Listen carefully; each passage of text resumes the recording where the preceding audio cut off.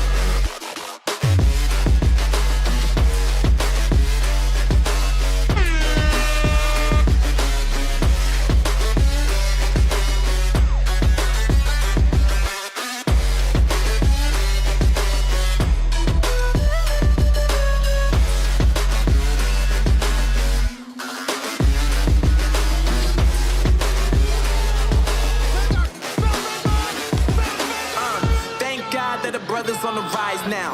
Endless celebrations all in my house. Levitating now, I'm super duper fly now.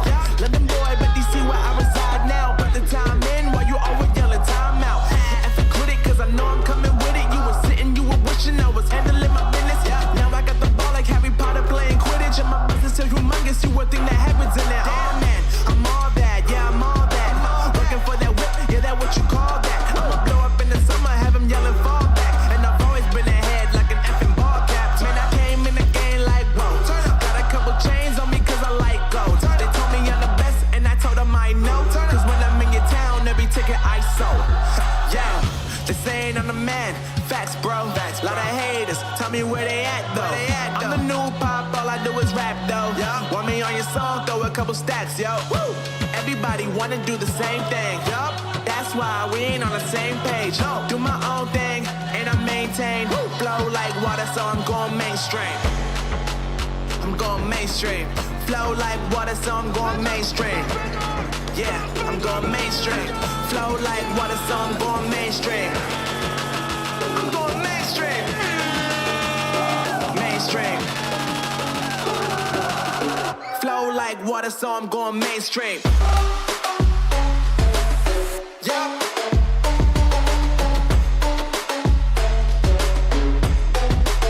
I'm going mainstream. Damn. New gaming grindhouse music coming your way! Flow like water, so I'm going. Country time! With Phil in the back seat. Oh, damn! Gaming grindhouse music coming straight after you. Todd in the driver's seat, real cool. Phil in the back seat, looking like a fool. Driving around the town, making hype. Phil's got fans in a trance, yeah, they got the type. Tramp stamps and promises on their skin. Interviews and games, they're all in. Phil's talk so smooth, fills the night. Todd keeps driving on till morning light. Riding with Phil, driving all over town. Phil's got the words that never bring it down. Fans believe in the magic and charm. Todd behind the wheel, keeping us from wrong. Gaming world full of dreams and lies. Phil's got the message that flies high. Todd knows the road like the back of his hand. Driving through the sunset across the line. And with Phil, driving all over town. Phil's got the words that never bring it down. Fans believe in the magic and charm. Todd behind the wheel, keeping us from wrong. Game in a world full of dreams and lies. Phil's got the message that flies high. Todd knows the road like the back of his hands. Driving through the sunset across the land.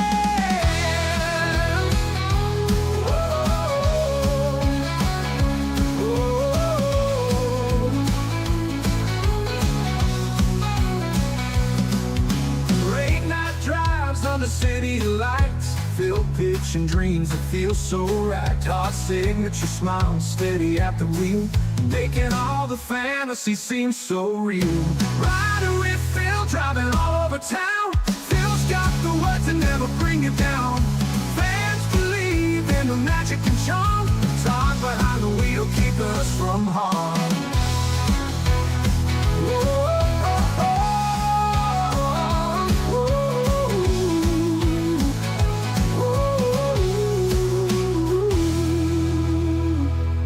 Late night drives under city lights. Oh, yeah. Feel pitching dreams that feel so right. Todd's signature smile, steady at the wheel, making all the fantasy seem so real. Real.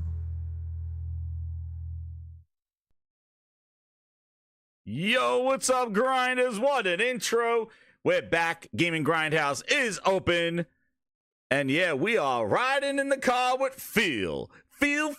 What's up, everybody? How you doing? This is GG170 Gaming Grindhouse coming straight at you on a Monday. Hit that like button, share it out. We are on our way to 3,000 subscribers. Yo, and that is Gaming Grindhouse exclusive music. Ultimate Grinders enjoy those songs day one and music videos to go along with them, and share them out sometimes with the Gaming Grindhouse. So if you want to be that Gaming Grindhouse Ultimate Grinder, get a music pass, basically, and get all those crazy tunes and get them day one, and help me make more of them. So shout out to all the Ultimate Grinders. And then the VIPs who just celebrated an incredible show. We had an exclusive member show last week. It was really cool. We'll highlight some of it as some of the topics on this evening. But you could see, you know, just overall, it's been kind of quiet. We're in that waiting period. It's summertime, and over here in the U.S., and it's definitely it's been you know, the news has been dry. It's been a little bit here and there, a little stuff, you know, last year I think we got carried by the Grindhouse law and basically the FTC and all that other stuff. But now, you know, there's really not that much stuff to fill out, because I'm telling you, next month, August, which is coming up in another week, it's going to be rocking next month. We're going to be gaming. We're going to be streaming. So keep it locked here, because not only do we talk about games and entertain and have fun with music and Phil Ness and all that other stuff, but I play games here, and we're streaming them, and I play them with you. There you go. Like, we don't just talk about the stuff. We actually play it and give honest opinions and everything like that. So definitely keep it locked here to the Gaming Grindhouse. So yeah, damn, I just went for a walk and I got a mosquito bite, and summer is live and well. So hope everybody's having a great time. The FTC, you and me, there we go. Neil says, what's up? Shout out to everybody coming on in here. Richard Farmer, Neil, Emma Parker, how you doing? Maniolis, what's up? Yeah, boy, in the house. Ant Methods, Mr. Tennis, go get him, Phil. That's right. I like Mr. Tennis with the countries. You know, Phil in the back seat there. Curse Kane, what's up? Consumptive Soul, how you doing? Outside Gaming Night, what's up? How you doing, man? RPG 88 in the house. There we go. We got Michael Meridian, what's up? How you doing? So I want to make sure. Where we got that? There we go. We're good. Sweet Willie, hooked on Gyro, what's up?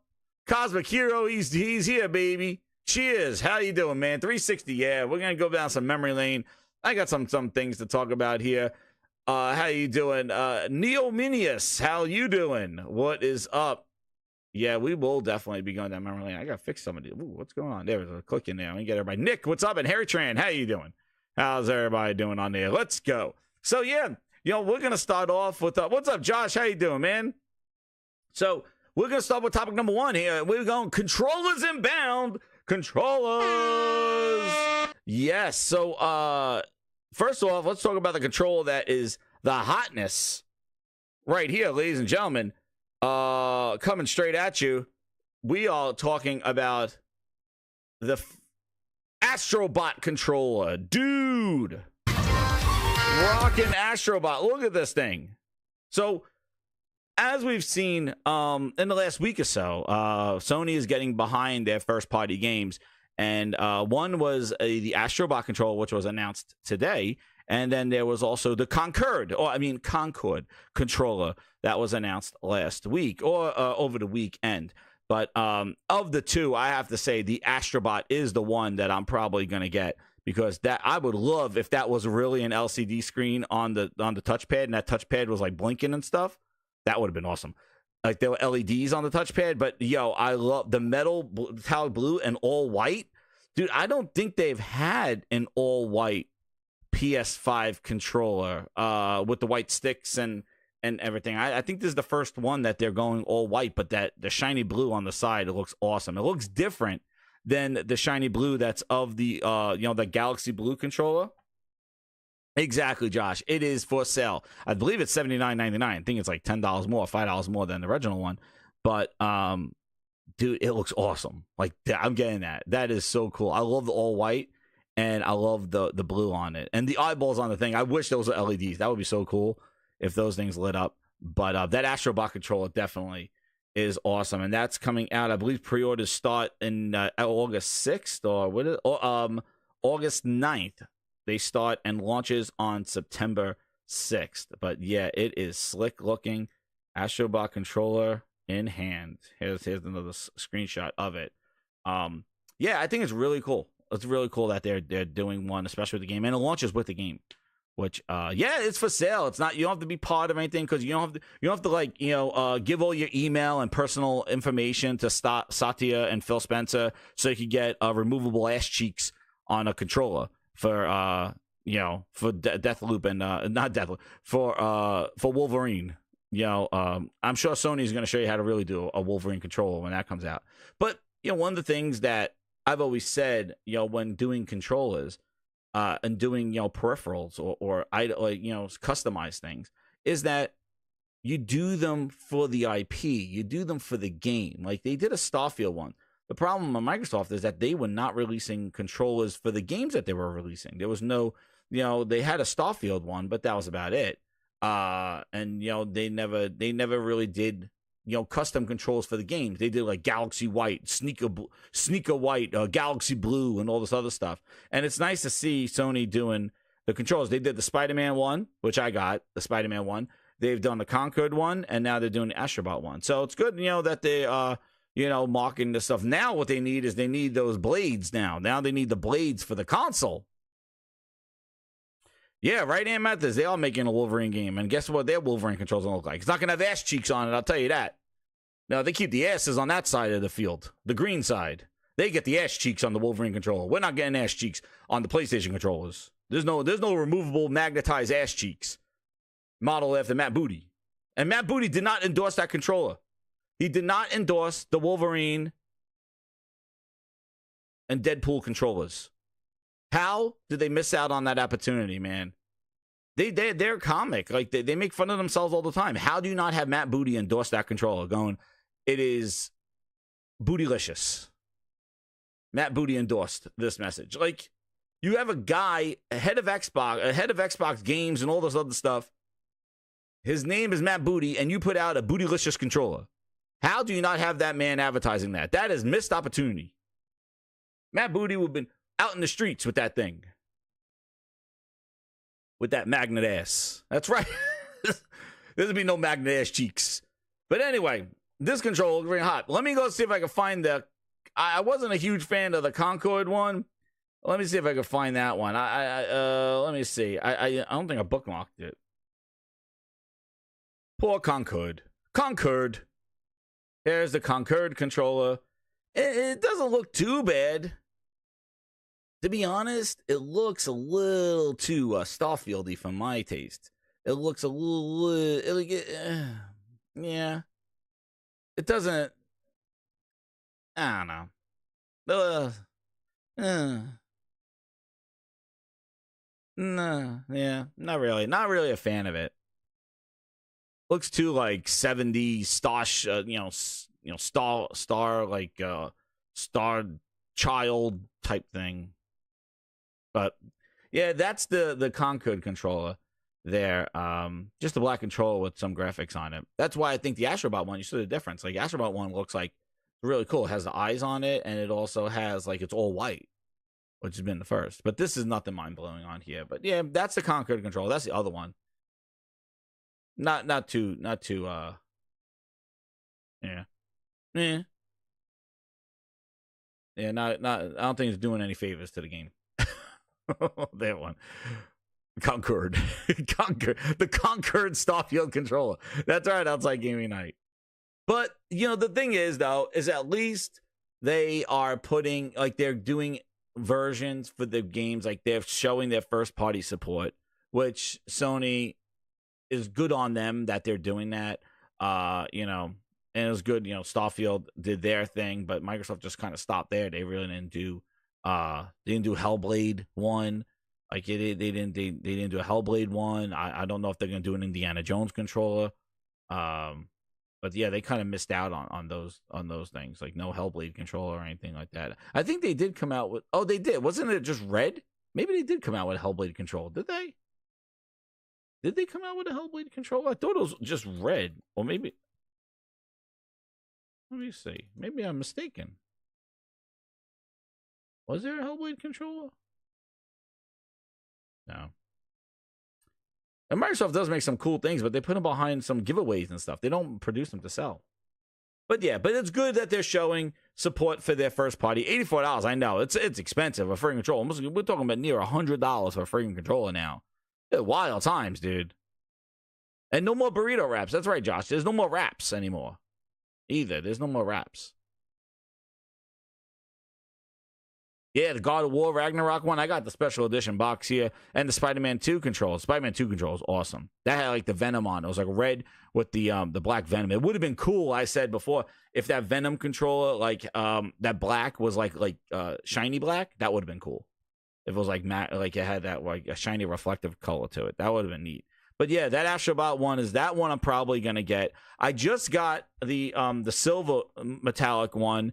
And I traded in because one of the first ones, my son's control had stick drift, so we traded that one in, and then I got a red metallic one, which the metallic ones are pretty damn cool. Yeah, and no batteries. That's right, Alex Gaming, no batteries. The metallic ones, I have to say, the metallic ones are pretty cool. The red one and the silver one and the blue. Hold on, I gotta fix my mic. There we go. I just want to make sure no fuzz is coming through. But yeah, those are pretty cool. Now they just need like the Astrobot kind of plates. That's what they need. Like they need more plates for the games, but we saw that like the Spider-Man ones, like they were so hard to get the plates. That's why I got the controller, because I couldn't get the plates for it. The purple one is cool. Yeah, it's like the blue, but it has like a purple tint to it. Yeah, that one's good. I got the red and the silver. Those are cool. And then they need to start doing like different custom DualSense edges, man. That would have been cool too. Like even the piece that comes out. And they got replaceable, thumbsticks, like make white thumbsticks or like different color thumbsticks where you could swap them out as modules. Like they do sell those modules for the DualSense. Like it would be cool if they just gave different colored sticks, like a red one, a blue one, a white ones, and you could kind of like buy replacement sticks from them. The module comes out. You could put another module in there. Like just come out with different colored sticks. They're hot swappable. You can swap them out. Oh, man, Outside Gaming, I got the Spider-Man plates. Yeah, man, those were awesome. They were hard to get. They were, like, impossible to get. People were buying the whole-ass console in order to get it all. I was considering that. Actually, I was considering that thing. I bought another PlayStation because of the Spider-Man one, the first one. That one, the pink and purple DualSense. Yeah, I got a purple one. And, yeah, pretty much, like, there's not a lot of white, like, original OG controllers. I don't really have that many there. So but yeah, it's it's interesting that I like that they're doing it for games though. Like the general colors kind of bore me. They're nice, but I like when they do custom ones for games on that one. So I do think that is cool. What's up, Cosmic Hero? Back in town with the 10. He goes, "Hey Jez, what's good? Sucks about the 360 store and its end to an era. Pour one out for the last good Xbox console. Cheers. Soon Phil will be put out of its misery." Yo, I know, man. I know. Thank you, Kazakura. I appreciate it. But yes, that is the topic. Xbox 360 era has come to an end. Phil shut down the store and threw away the key. You're my number one customer. Freddie says Xbox are now the proctologist. They put the batteries in and Deadpool Wolverine control magnet ass. Yeah.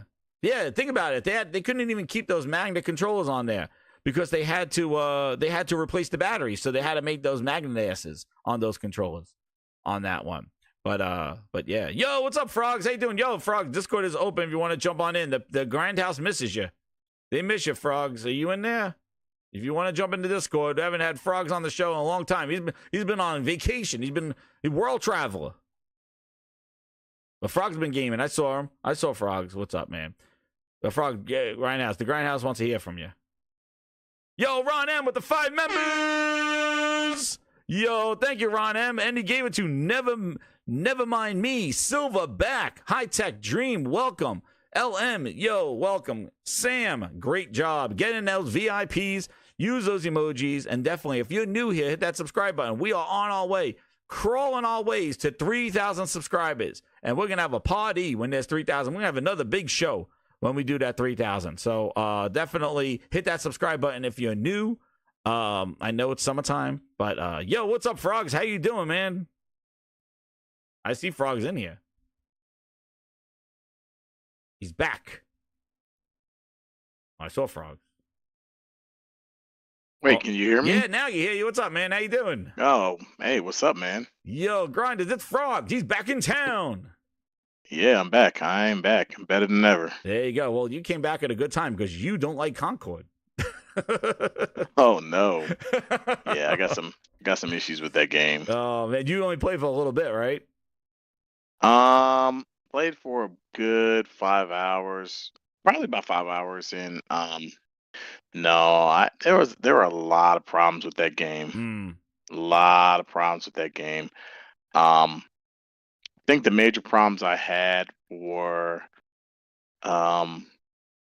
it felt, how can I say it? It felt like something we didn't need. It felt like something that should have came with a story mode, and the multiplayer should have been the add-on. I don't think the game looked bad. I don't think it controlled bad. I think that it's coming in at a time where nobody asked for this. It's tough, yeah. And I just, yeah, I see this game. I see this game dying pretty quick. A quick death. Yeah. Pretty quick. Yeah, I know. I played a lot of it, and still, like, I felt like, too, that they gave a lot of it in the beta, too. Like, they gave so much of it that I'm kind of like, okay, this is good. Like, I kind of see where it is. Like, I don't find, like, the eagerness to go play some more of it. But, because I think they gave so much. They gave the full game out. They showed all the characters and everything in the game. So, I think it was a polished beta. It was a very clean game. I just think that's an inopportune time, and I think that the rollout hasn't been that great. And secondly, I think that, and thirdly, I think that the differentiation doesn't really stand out, like why it's different than everything else. It's not like in your face kind of that. And I agree with you, like with the whole story mode and things like that. And I had like a kind of a rant I was thinking about. Talking about in this whole like where the current state of gaming is, and I got a comment about come back to that because I definitely want to address that, like this whole, like you said, like a multiplayer add on to the single player and doing this stuff. But yeah, I think it's gonna become and the reason why I had this as a second topic was that I'm sure you've seen, Frogs, the Steam open beta numbers. Like it was like 2,000 cap over the weekend. And we don't know what the PlayStation engagement is, but one of the other things too is that there's no battle passes, but they're going to be maps and characters that they're going to add. But I don't know if then they're free, but I don't know if they're like earnable in the game free, and then you could also use microtransactions to probably buy them. I don't know. They haven't clarified that, but there's not going to be any battle pass for cosmetics. You kind of just play the game and get cosmetics, which is it's kind of refreshing. But I know they said that from the beginning, but that was some news about that.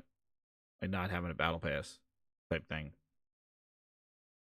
Oh, Frog just dropped out. Oh man, Frog's here. He left. I'm talking to Frog and he left.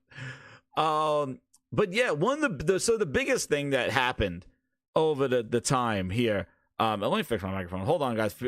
Mute your microphone. Make your volume down. I gotta fix my microphone. Hold on. So I hear a buzz. There we go. Now it's gone. And Frogs is back. Good. Hey, Frogs. There you back. Oh, you hooked onto the PlayStation. The only problem with Frogs is I think it's going to kick you out because joining locked rooms on PlayStation doesn't work. But yeah, I agree. SSJ, the gameplay overall was fun. The lack character design, very underwhelming. Kazuhiro says, yeah, sorry, Sony, I think this is a loss. And again, the thing is like, hey, you win some, you lose some, like not everything's a banger and all that other stuff. Like, like everything's not. And I said, the problem too, Helldivers 2 came out, hit hot, hit at a great time, beginning of the year, but I was ready to go and it was unique and they just floated contact. And now they're adding a new season. or adding new stuff Hello? to. Can you hear me? There you are. Now I hear you. Oh man, Discord is acting weird tonight. Yeah, if you join from the PlayStation, it kicks you out because it's a locked room. I had that happen before. I don't know why it does that. What's up, Doc John? How you doing? Okay, but yeah, like I was here, saying, I was talking about the Battle Pass on Concord and that they're not having. Yeah, there's a lot going on with Concord that I think that whoever pitched this game, I think they had some good ideas, but I also think that a lot of people's assumptions that they're trying to follow a trend. I agree. You're trying to follow a trend that nobody wants. Nobody wants a hero-based PlayStation exclusive shooter. And I think that whoever greenlit this game and said this is a good idea, let's move forward with this. I don't know what they were thinking. I think that if you had to push this game out and you said, "Hey, here's an idea we have. It has some hero-based elements, but there's this big campaign you can play with your friends, and it's kind of semi-open world, semi-linear open world." And I think that would have been a better pitch. I think they just threw this out there, and I think it's going to die. Yeah. I had high hopes and expectations because of the quality. And then when I played it, I was like, there's a lot of balancing issues they need.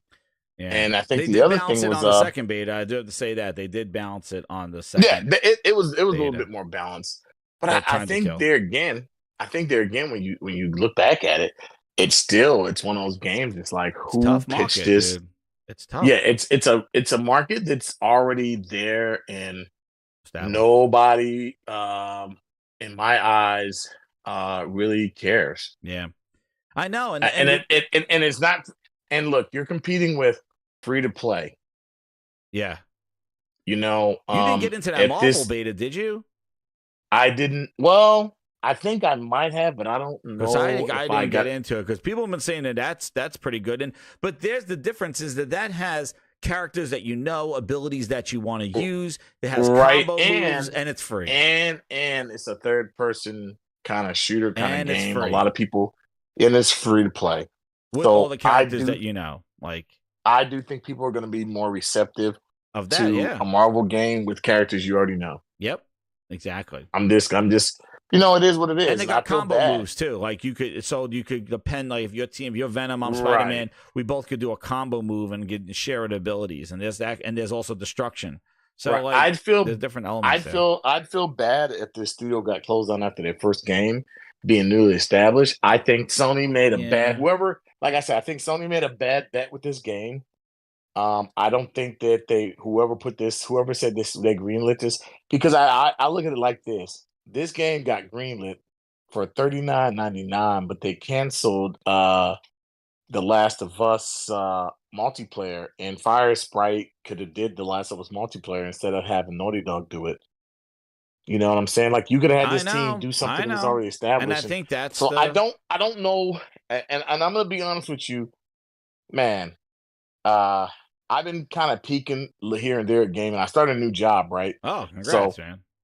Yeah, so I've been in my job going on 2 weeks now, but I've been kind of peeking back and forth at gaming, seeing what it's doing. And I swear, man, stepping away for a while and then coming back, I would swear that PlayStation is doing so they're making some of the same mistakes that Microsoft is making. They are going after trends. I hope they don't start picking up this cloud of the future of gaming, because it definitely isn't. Maybe for cell phones, maybe streaming is the way for cell phones, those small games, but you'll get into it. I know you will. But yeah, this man, we're in an interesting spot. I can honestly tell you, we're in an interesting spot of gaming when there are good games coming out and people don't want to play.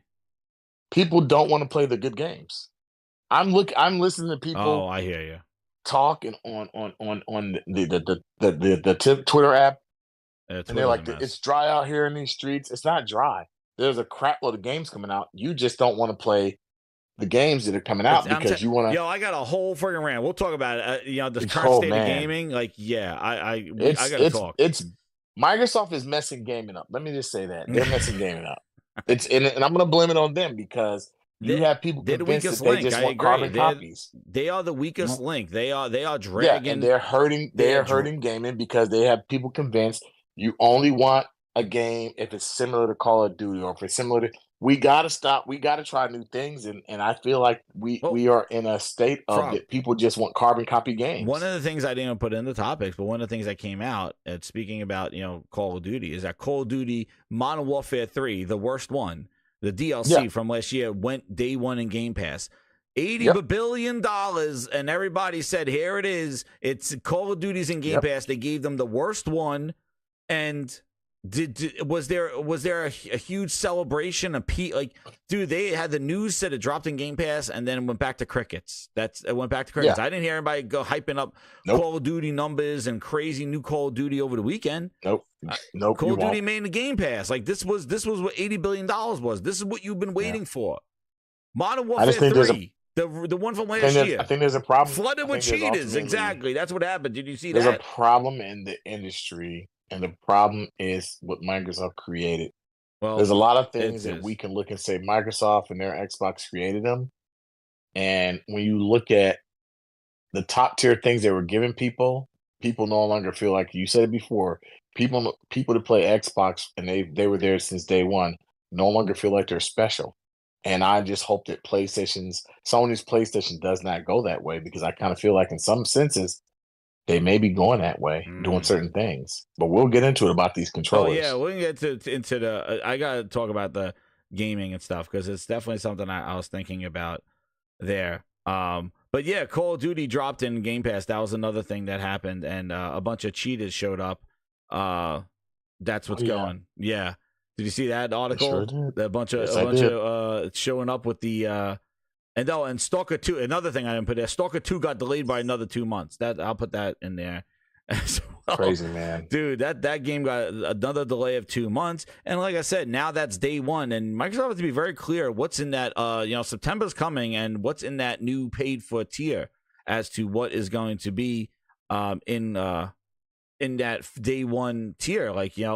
Because if a game gets delayed now 2 months, if you're signed up expecting a game to come in and you're signed up month per month, because there's no year subscription, now that costs you another couple of months to play that game if you were looking forward to play that game day one. Now that you're paying $20 to pay it day one, that costs you another $40 now if you're looking forward to play Stalker day one, if that's what it is. And the thing is, the way Microsoft has their subscriptions built up, it makes you pay month to month. That's the way they have it structured. They don't have sign up for a year and forget about it. They got you paying month to month. And actually, if you don't auto select and make it auto payment, they'll drop you down to the lower tier when this thing happens in the spring. When the thing changes next month, it automatically is going to default you to the other tier and start charging you more money if you don't have it on auto payment, and they'll move you. And the problem is now you have a tier that just has day one games, and those day one games now, if they get delayed 2 months, now you got to pay money to pay for that delay if that's what you're looking for, because you pay month to month. So they don't have they have a 3 month, but they don't have anything more than a 3 month for Game Pass. So so you're paying month to month. So if you find out a game is delayed, now you either cancel it and jump on. And I don't understand, for a service they want to grow and be sustainable, I don't know why you have so fickle, such a fickle system of having people just jump on and jump off, no commitment at all. I don't know how you grow. You just go, you're just gonna peaks and valleys. Oh, look, we hit. Some people jumped on to play a game. Oh, and then they dropped off. I don't understand that logic. That makes no sense for sustainability and growth. But speaking about Game Pass, Call of Duty jumped in. Look at this great $80 billion. This is what they've been waiting for.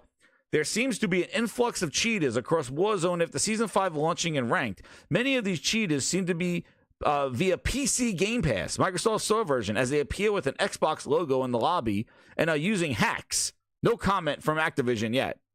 Well, this is actually for Warzone, so this is not the one that's in Game Pass, but PC Game Pass. Oh, no, Warzone PC Game Pass. Isn't it free? Why is it PC Game Pass? Frog, I don't understand. Influx of cheaters across Warzone. Does Warzone I don't know. I guess, it was added with Modern Warfare 3 and PC Game Pass. That PC Game Pass is such trash, dude. But yeah. It is. So they appear to have an Xbox logo in the lobby, and they're using hacks. So good job, PC Game Pass. That's the best value of Game Pass, actually. And good job on that one. So Call of Duty coming to PC Game Pass has added a wonderful reception, a bunch of hacks and cheats, and with Xbox logos in the lobby. Oh my goodness! Typical. Sad, man. Typical. Well, what else is new? They make everything better? No, they don't. Oh no! We suck again. They suck again, dude. God, That's it. it's sad, man. It's We live in crazy sad times with a lot of things, but It's just, gaming in particular, but- man. I don't know what's going But on. Frog, like this is the thing, like this whole court thing, getting Activision and Activision games and Game Pass. They have done nothing. They have done Diablo. They put on the worst Call of Duty in there. People would saying Game Pass, like, where is the rest of the Activision stuff? And Microsoft has not done it. And what's crazy is they got a lot of that shit via backwards compatibility that they could easily just put into subscription back into Game Pass, make it Game Passable. You know what I mean? But Yep. instead, they held off. And I said this last week. You know, this whole Modern Warfare 3 going into Game Pass, it's a sort of, we're sorry middle tier, like the whole Game Pass console core, like that whole middle one that's paying $16 for no day one. They basically gave them last year's Call of Duty to say a Call of Duty they have access to, because everybody's going to be getting the new Call of Duty for the $20 a month. So putting this Call of Duty in there was basically kind of like we got Call of Duty in both levels, the high level and the middle level. So you got something to pacify yourself. But they didn't put the old Call of Duties in there. They didn't put old Activision games in there. And the thing is, too, Frog, it's like, if they put all the old Call of Duties in there, that market will, that whole install base will be all split up. Like, you know what I mean? Like that whole, like, you'll have all these Call of Duties and everybody will just be playing different multiplayers, and it'll just be kind of like flooding it. But when you put just one in there, you just flood everybody into Modern Warfare 3, which it's the worst one of the Call of Duties. So good job on them for putting that one, but it's the most recent one, so they kept it there. And crazy, man. I don't think that's $80 billion worth. Like, I wouldn't be capping for no goddamn legal fees and legal shit and all that other stuff, and hoping Activision was purchased for what, Modern Warfare 3 and Game Pass. Dude, that shit should have been in Game Pass day one, because it was garbage. It was DLC with a campaign, dude. Oh man. But there you go. Everything they do, like, again, it's like a step forward and jump and fall back. That's what they do. Like, it's just they have all these. That's why I said they have all this IP. They got all this vision of what gaming should be, and see it through. Do something about it. Instead, they fumble. They flop. They just step out the door and say, "Oh, it's a beautiful day," and they take one step down and they go, and they fall down the stairs. That's what they do. Dude, that's what they do on this one. But you know what? I was like, let's go back in time to the old days, Frog. The Xbox 360, an era of eras. Today, the 360 store has shut down, and I thought we'd use this time to kind of reflect on the 360. And kind of like, it's time. And Grinders, join us in this reflection of the 360. And this will kind of lead us into, just of, who have a little boot up screen. Xbox 360. So, Frog, let me ask you a question. Where were you when the 360 was announced? Let's see. Do you remember watching the 360 announcement? Yes, I did. I think Xbox 360 was announced, and I was getting ready to go deploy to Iraq, if I'm not mistaken. And I think Elijah Wood, the guy from Lord of the Rings, came out, and it was announced on MTV. Yeah, I think that's where I saw that. Yeah, it was announced on MTV. Yeah, I think it was on MTV. It got announced back when MTV was something. Yep, exactly. Yeah. They had the circle stage, Elijah Wood there, and kind of telling my age. Hey man, they know we're old. And then I was on the couch watching that MTV thing, and And when I was like sold. When I was so hyped. I was for this. sold. Yes. When they talked about Perfect Dark, like I was like, oh my god, because I was a huge Nintendo fan that came from Nintendo, went to Xbox, and played a lot of Xbox, and was very hyped about Microsoft with Rare.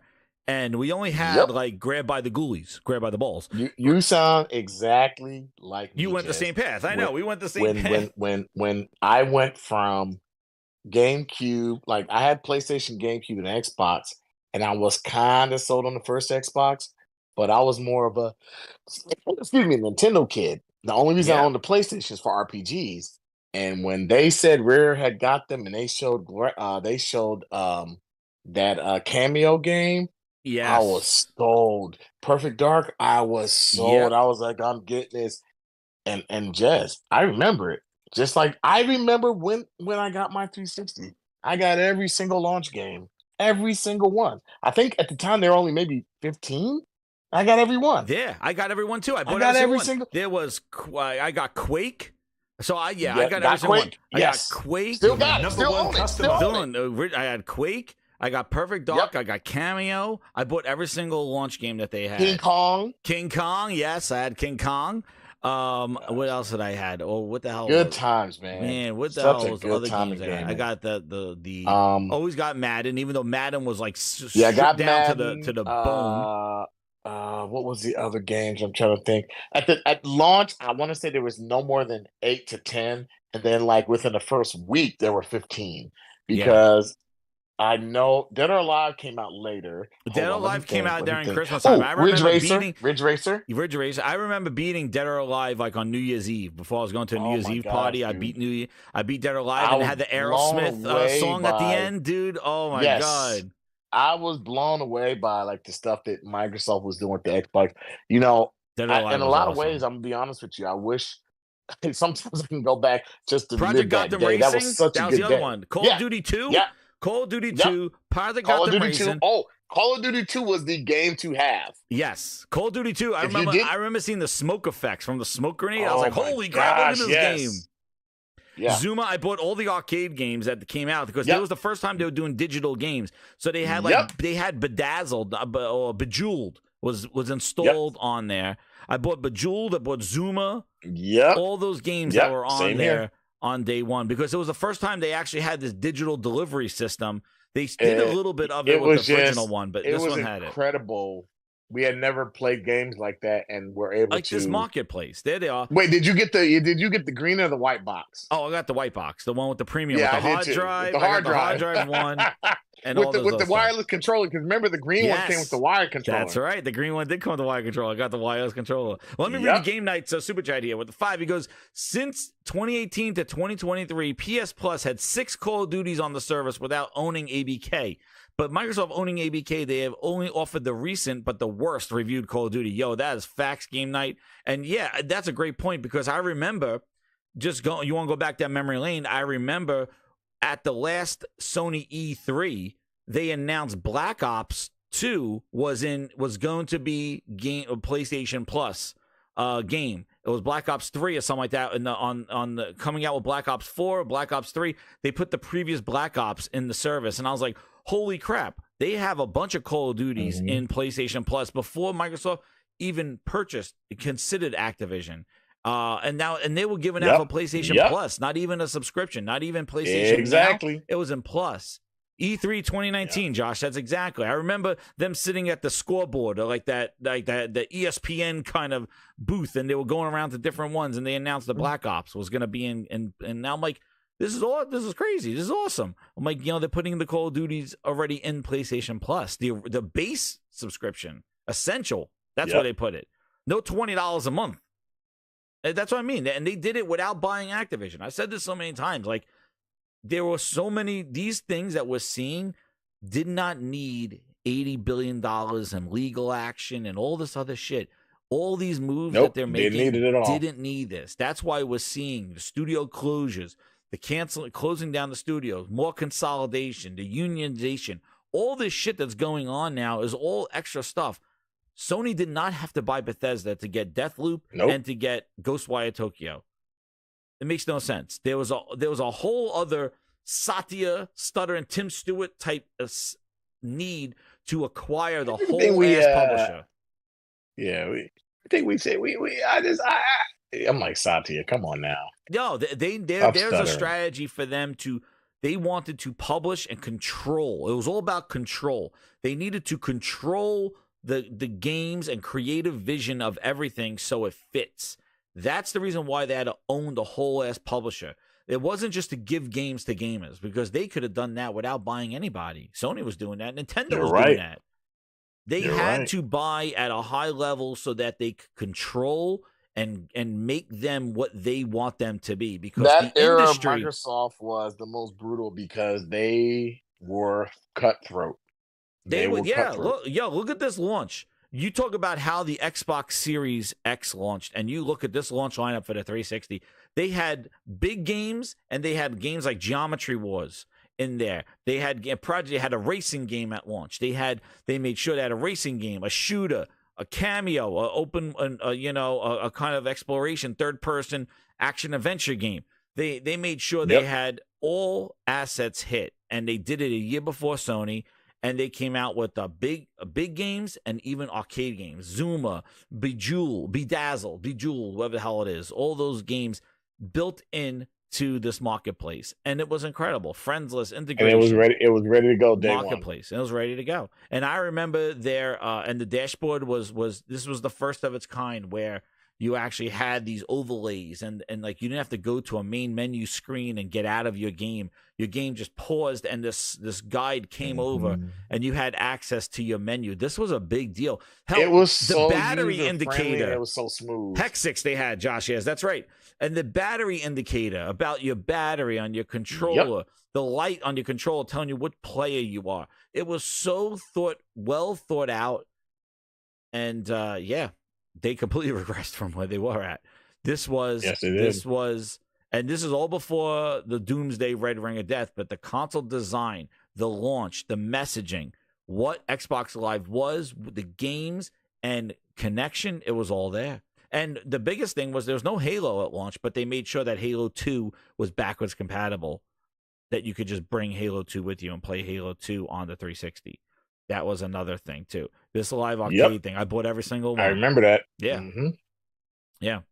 This is before the Doomsday. Good times. And then I remember the next thing that really hit hard was, I don't remember this, Frog, the Fight Night demo in January. They released the Fight Night demo. Was huge. And we were this was like a big push to deliver demos to right to you. You don't need demo discs anymore. These are big things. Nope. So people that are younger are probably like, what the hell are these people talking about?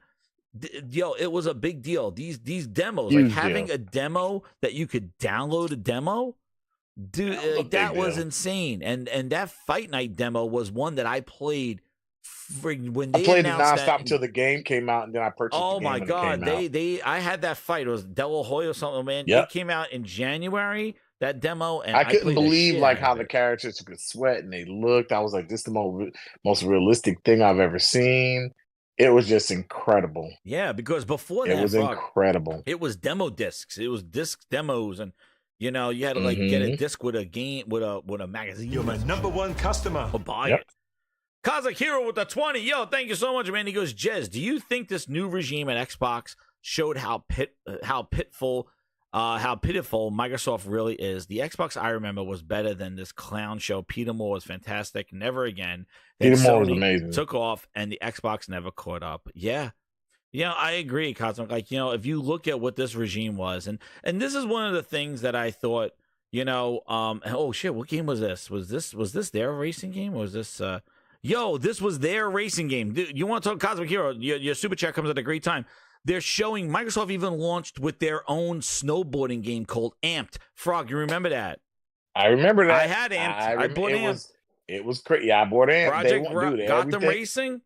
Yep. I had every day Amp one 3. Game they had. Dude, I had every single one. Amp 3. Yep. They had Amp 3 come out. I remember buying Amp 3. Maybe it wasn't at launch. It was a few months later. But it was in the launch window. It was in the launch window. But man, Amped, I played the shit out of this, and yeah, this isn't going in my rant, but yeah, amped on this one. But yeah, Cosmic Hero, like the thing is like I even thought that with Phil coming on, he kind of came from the 360 because he kind of knew with the games, and I can't believe like under his regime, Xbox has been the worst.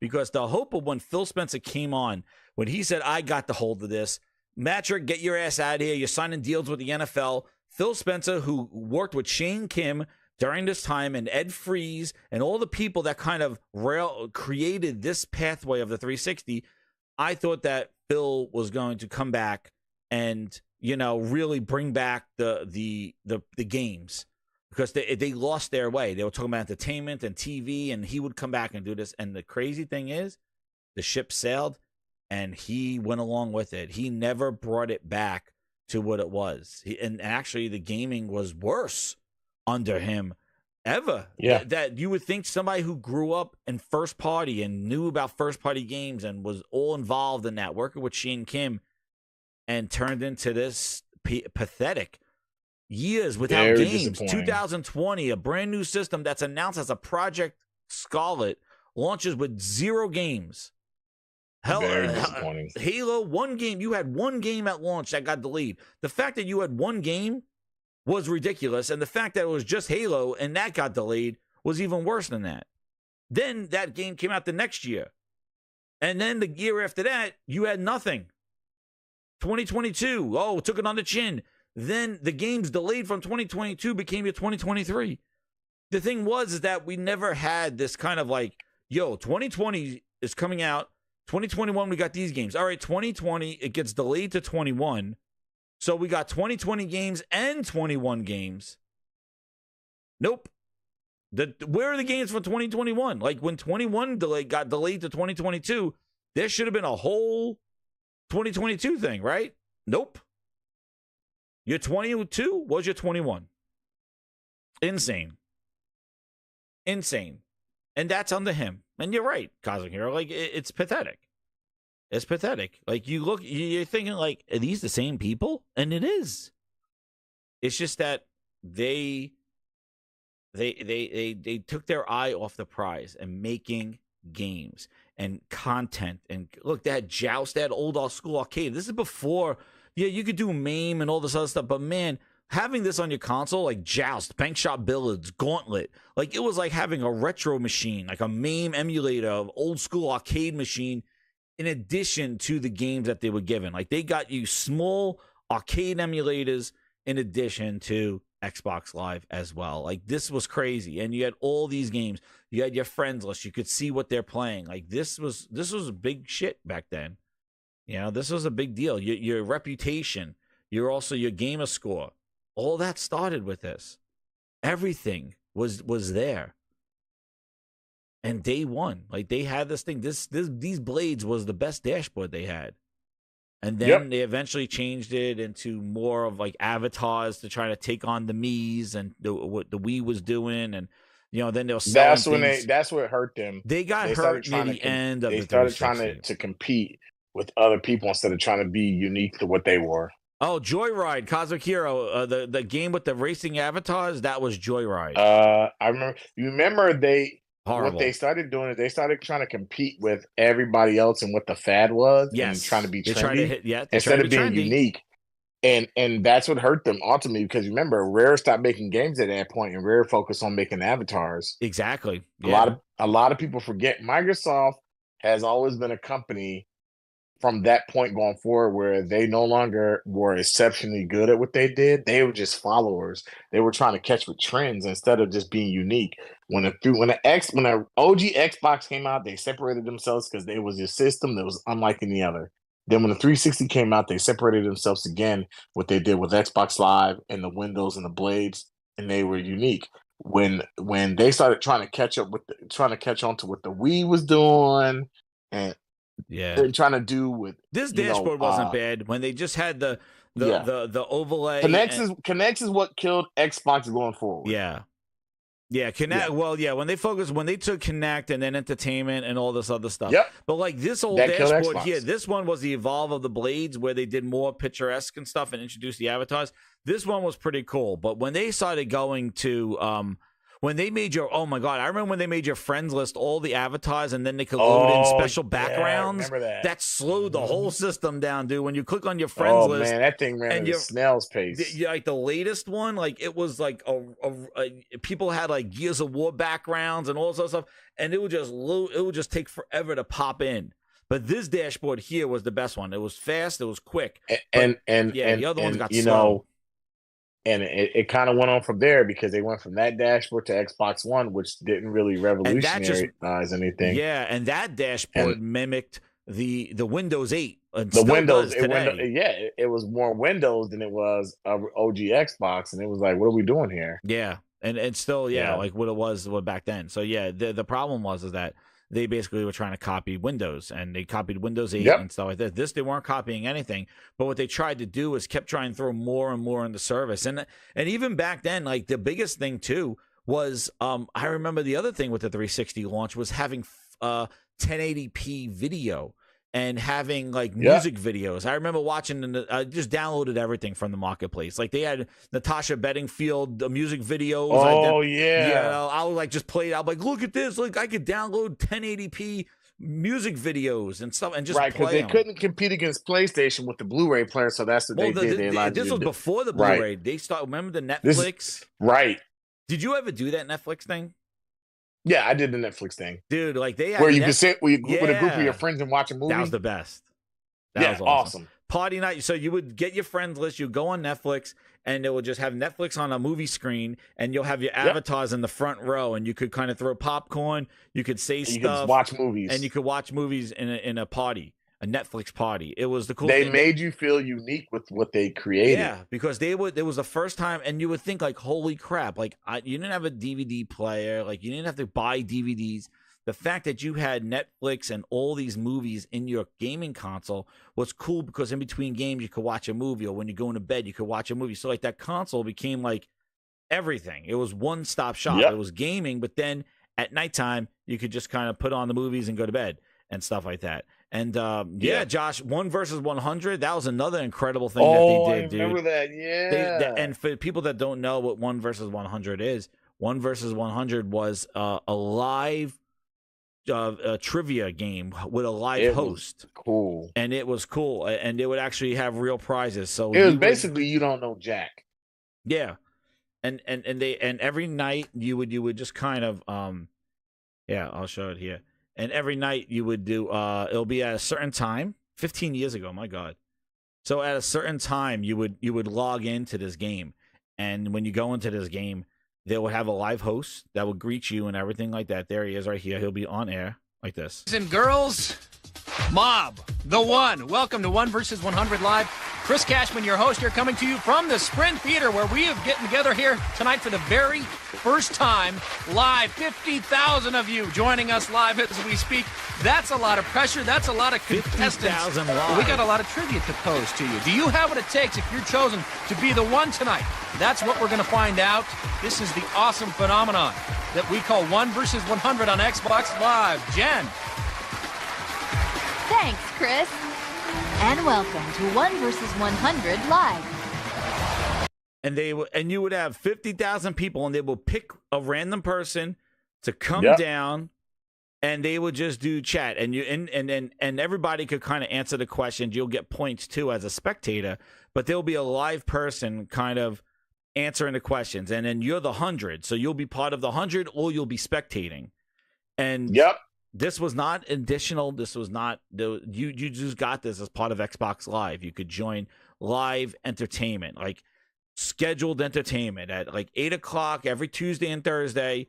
You go on here and you would just answer the questions, and then you'll do this live thing, and you could set it up as reminders and things like that. And it's just like, this kind of is getting me into my rant about like, what the hell is going on in gaming and innovation, and what the hell is going on? Like this was 15 years ago, and there's everything like this, nothing. You know, they said, "Oh yeah, just don't know Jack. Let them just do it, and that's about it. We only need that. Nobody's coming up with any kind of new social gaming at all." Do you remember an Xbox 360 was the Guitar Hero system? Oh my God, Rock Band, Frog. And PlayStation. So PlayStation was the Rock Band system because they were more. PlayStation, for some reason, PlayStation was Guitar Hero. Xbox was more Rock Band. I thought. No, for me it was PlayStation. Wait, I'm trying to think which one was PlayStation was more Xbox, Guitar Hero. I thought because that's where everybody played it. Xbox, it seems like everybody played Guitar Hero, and Rock Band was played on PlayStation more to me.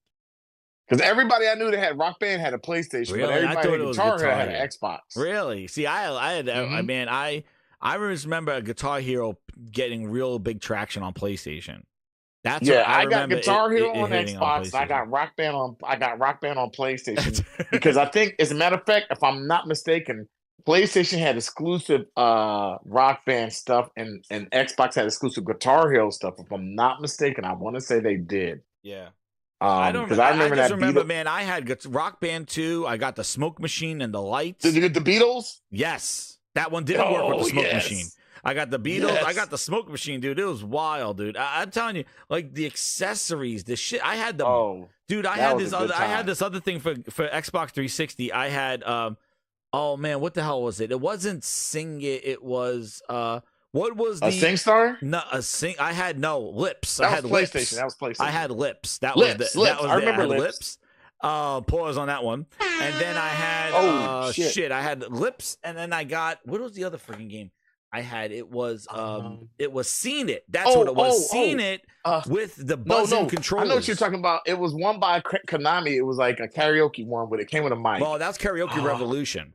But Cosmic Hero, you don't understand. I had Rock Band parties, the whole friggin' band, dude. I used to have parties every Saturday. Konami was the king of karaoke singing. Dude, Lips. That's right. Konami made the best karaoke singing games. Well, no, so I remember Microsoft did their own Lips with it. We had wireless controllers, and then you could use those in Rock Band. Dude, Rock Band parties was my my early married life was Rock Band parties. We have all our friends over, and then Konami do Dance Dance Lights. It was wild.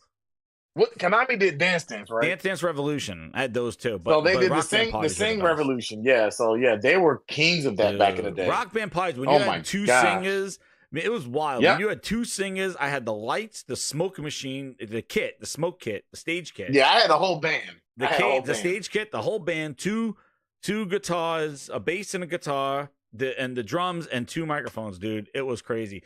Dance mats, Dance Dance Revolution. And then I had Seen It, which was they came with buzzes, and you have the wireless buzzes that you could buzz in, and they'll show like clips of a show with the guy with the big head. I remember that. Yeah, Seen It. I had those as well, and then I did beta test Connect. Like Microsoft sent me a Connect, and I had it for about a whole year before it released, and they let me keep it, and that's where I had my Connect. So they let me keep the Connect, and I was beta testing it and giving like feedback and stuff like that. So like, I don't know. I forgot how I got into it, but I just signed up and they sent me a Connect and I had it, and I was like, you can't talk about it. I thought it was the craziest thing because beta testing hardware, there was no social media or anything like that. It was crazy that they got the, that they just sent that thing. And then at the end they said, as a thank you for testing this out, don't let anybody know that, if people came over, don't let them see it. And all this other stuff, don't show them any games because they may all this like all this NDA shit. Then they basically went, oh yeah, thank you very much for testing out the Connect. You could keep it. And I was like, holy crap! And that was like when everybody was lined up for Connect to buy it because it was like the craziest accessory. And they're like, you could keep it. And I'm like, holy crap, this is awesome. So that was like my coolest thing of testing out beta testing. That thing, and then oh my God, Frog, did you have the Xbox Live Gold card? Yes, I did. The Gamer Tag was on a card. It was like an entertainment card. You could take it around because and use it. I had my first Gamer Tag. I moved my Gamer Tag over from the OG Xbox to the 360, and I eventually changed my Gamer Tag. But I still had my old school. I just changed my Gamer Tag over my original Xbox Gamer Tag from OG Xbox. I just changed it over like maybe 4 years ago to a new one. Wow. But yeah, I had the same gamer like tag. you could get those cards, dude. It was wild. Josh said he had Fable 2 like a month early. Dude, I'll never forget one of my. I had a Zune. The Zune. Oh, the Zune. I had a Zune too. The Zune HD. It was like I think it was called HD. Zune it was HD was the best one. Yeah, I have that one. It was real slim, and I got to beta test that, and it was like a zebra color. Oh damn! And cool. yeah, and I got to keep it, and then Zune died, and I was like, damn it. Oh yeah, Zune. Yeah, because I wasn't invested in anything else, dude. Because iPod was out, but I was really invested in Zune. I like the subscription. I was invested in Zune because I didn't buy a lot of music. I like grabbed it from Napster and all that shit, and then wasn't like buying music from iTunes. I was getting it from Napster, and I wanted to load it up. My Zune went with me through a whole deployment. Oh man, Zune was crazy. That Zune HD. That thing I even downloaded. They even had games that Audio Surf on there, something like that, where you could use your own songs. You remember you used to be able to play Hexen on your Zune? Yeah, and I played Audio. Audio Surf would get me through all my flights because I would just have my own music playlist, and you could just play Audio Surf with your music. I had so many videos on my Zune and music on my Zune. My Zune is somewhere around the house, but I don't even know if it works. And then know what else? What about when? Oh, hey, let's go to another memory. Do you remember when they announced the so there was the Xbox 360, the black version? Remember that? Oh, yeah. There was the E or the one that was the shiny one. You talking about right before they did the Slim? Yeah, right before. The Xbox 360 Slim. That's the one it was. The Slim. Yep. Where he because I remember when he gave it away to everybody at E3. Yes, remember he picked up the Xbox and he lifted it off of it, and it was just so much smaller. Yeah, dude, and he's like, "It's available in stores today." And I was like, "Oh my god!" I ran to Best Buy. I was like, "Where is it? Here's all the 360s." Yeah, and if you went to E3 and you were in that audience, you got it. Yeah, there's the original 360, and then there was what a time to be alive in gaming. Yeah, this had a touch. This had a touch one, and it had oh my god, and then they had the memory slots. And then there was what they had. So if you remember when they launched the 360, it didn't have built-in memory. It just had that hard drive on top. Nope. Then they you came had to out. You had to get the memory card to put in the front of it. Yes. And then they did an arcade box where they had like 512 of a memory built into it just a little bit because devs were complaining because they were taking advantage of streaming assets from the hard drive of having games have local install files, and then they couldn't do it because the arcade version or the not the premium one, the one without a hard drive didn't have any sort of memory, and they couldn't do that with the memory cards. And I remember that they started building them in, and then eventually they built them in with the 360. And I remember one of the biggest things is that, and if you remember this, Frog, when you got this 360 console and you had to take this hard drive and you had to convert it because the new Slim didn't have the hard drive slot on it. Yep, it didn't have the slot. You had to get it came with that hard drive conversion kit, or you had to buy it, or something like that. Yeah, I remember that. It was an external kit where you because they were different hard drives. Yeah, because you couldn't put the top of that hard drive on there, so you actually had to take that hard drive. And all it was just a regular hard drive in their own custom casing, which made them very expensive. And then, hence why you look at Xbox memory cards now, they're very expensive because they're exclusive for there. And then you had to take off that hard drive and you had to put it in this kind of external USB dock. And then that would transfer the information to your new Xbox 360. Josh, thank you very much. You had to buy it. Yes, I thought so. I remember buying it. It was like $20 and you had to buy the Xbox hard drive conversion kit if you wanted to transfer your hard drive information to your new Xbox Slim. And I remember that you had to buy it. Thank you very much, Josh. I made to get that one. And then everybody wanted those new black one Slims because they kept getting the 360 Ring of Death. Frog, let me ask you a question. When was your first red Ring of Death? 3 months after I had my console. Same here. Mine happened weeks before Elder Scrolls released. And I want to say 3 months it was in. Either that was like around March. I want to say it was about the time the Elder Scrolls was getting ready to come out. Yep. That's when I had the first red ring. That's my first one. I was one hot. too. And that was wild because you you couldn't buy them. Like they weren't Nope. readily in stock. They weren't. They were very scarce. Very scarce because they just came out. Mine, and I remember mine happened. I was playing NBA. What game were you playing when you got it? I was playing. Let me think. If I'm not mistaken, I want to say I was playing. And I might be wrong, but I want to say I was playing. What was that game? I remember. Give me a second. I remember. It's like right on the tip of my tongue. I'm trying to think of it, but it's a game that I'm thinking We're of. gonna And I'm like, we're gonna damn, do a grindhouse poll because I remember my last Red Ring of Death, and that was Grand Theft Auto 4, and I was like, screw this. I'm not buying any more Xboxes. Mm-hmm. I'll never forget that. I was like, I'm not buying any more Xboxes. And my wife was like, what's up? I'm like, it Red Ring again. And she was like, again? I said, yeah, again. I said, no more Xboxes for me. We're going to ask the Gaming Grindhouse, when did you get your first Red Ring of Death? Was it the first month, the third month, the 6th month, or over a year? I'll never forget my first and my polls. I won't forget my first, but I can't remember my last. Now, I was playing NBA. Because I remember like they had the NBA what was it, NBA 2K, and they had incredible graphics. They had the big thing was the sweat and the cloth movement of their jerseys. That was the big thing, and I remember that was I yes, the way the shirts moved. Yeah, and the shirts moved and all was that other amazing. stuff. And I played the hell out of that game, and I was playing that, and I got this red ring, and I turned it off, turned it on. I'm like, what the hell is this? Then I called up Microsoft. Those 1-800-Xbox, the 1-800 for my Xbox. That was for my Xbox. For my Xbox. And if you never had an Xbox 360, then definitely you don't have to answer the poll. And then and I called them up, and they go, "Oh yeah, okay, well try this, try that." I'm like, "No, it's still red ringing." They go, "Okay, well send it back. Here we're gonna send you a coffin." So no, they didn't call it a coffin, but they're like, "We're gonna send you a box, and you're gonna put the Xbox 360 in a box." And send it back to us, and then we'll send you. We'll see what's wrong. So I sent. They got the box. Came like in 3 days. I put the 360 in the box. It was like so devastating because you just got this thing in November. And then I remember. Jazz. Here's want to hear a heartbreaking. You put your shit in a box and send it away. From February, you got this thing in November. You got the holidays out of the way. Yes. You just played the demo to Fight Night.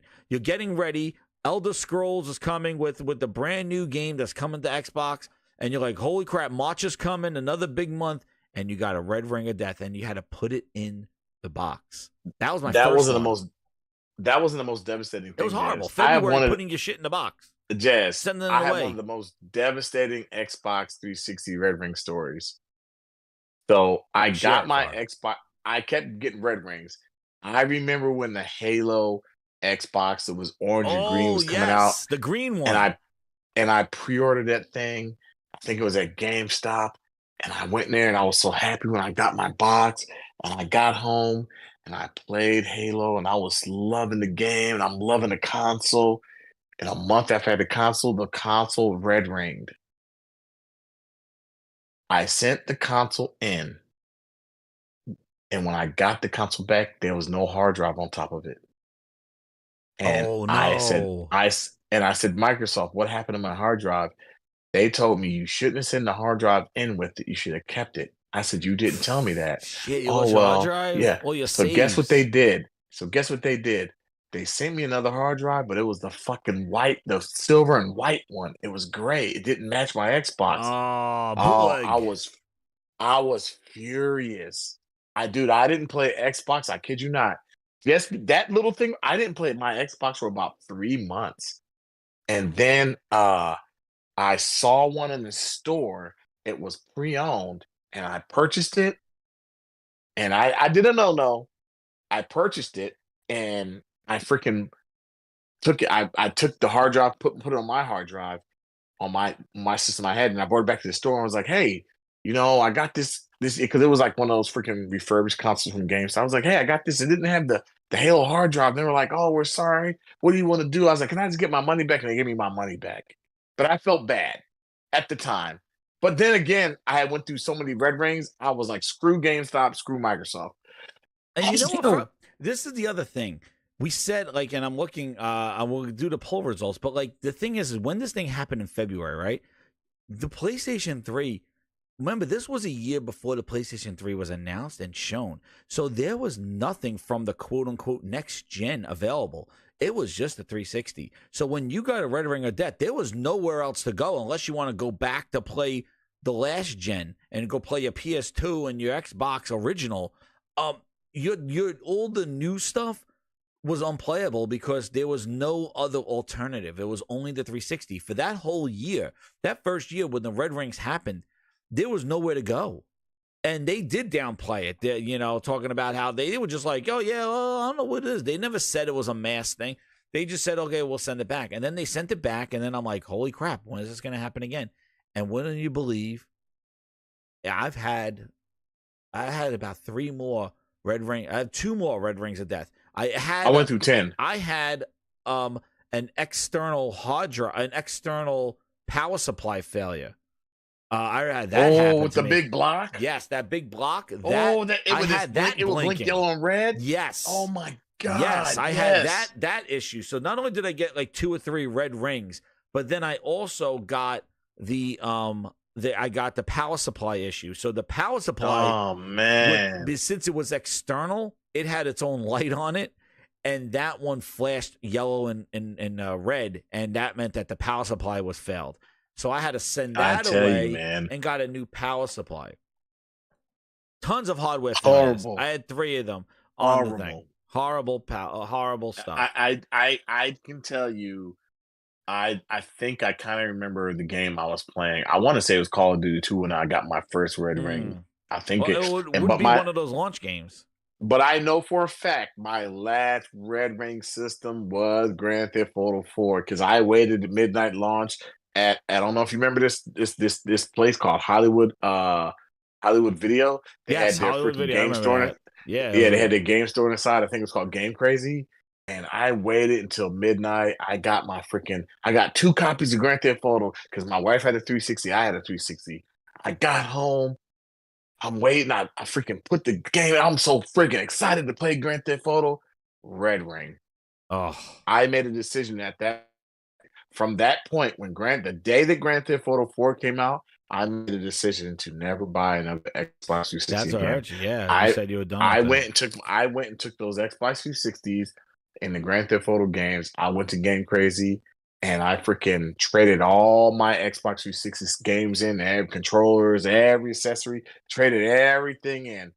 And I was a PlayStation 3 guy from that point going forward. Jesus. Yeah, see, I stuck with them with the stuff. And I'm going to tell you, like, Hooked on Gyro says, like, was this really their best console? Come on with him. And the thing was, is that you're right. It was their best. Listen, it wasn't their best console. I would think it was their best. Their best console was the original Xbox. Well, I'm not saying, like, when you say the best console, the thing is that the thing that kept me going with it were the games.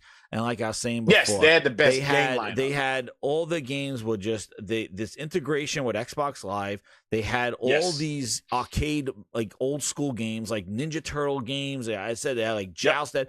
So you had this whole library of like a little arcade machine. Then you had all these games that they were getting because it was a 360. It was only that year. So all the stuff was like exclusive next gen. So all the new better graphics ones was on the 360 because the PS3 was in existence. And that was the reason why I kept going back to it, because my library was there. And, and then they gave that crazy warranty out there. And again, it wasn't like you were having these red rings like every month, because then I wouldn't have cared for it. No, it was like every 4 or 5 months you get a red ring. Yeah, it was like you wouldn't. For me, I would. And because I got, and then what my trick was that I got one, but then I bought another 360. When the Slim came out, I got another, so I had 2. So like if one red ringed, I would always have a second one. So I made sure I had the 2 of them in the house on 2 TVs, so that if one went, I had the other one, so I wouldn't be without a gaming console at the time. And, that was kind of like my strategy. Dude, but again, it's crazy, man. And then the PlayStation 3, the PlayStation 3 came out. It was so expensive, and it didn't have a lot of incredible games. Like, it and the controller, it didn't have the party chat. That would kill me so much, guys. I got the PlayStation 3 when God of War came out, and it not having a party chat Like it was. I mean, God of War 3. Not having a like, I got it like like 3 years in when they came out with the PS3 Slim. That's the one I got. What year did it come out? I can't remember. It PS2 came out what 2013. I don't remember. 2015, 2016. I'll look.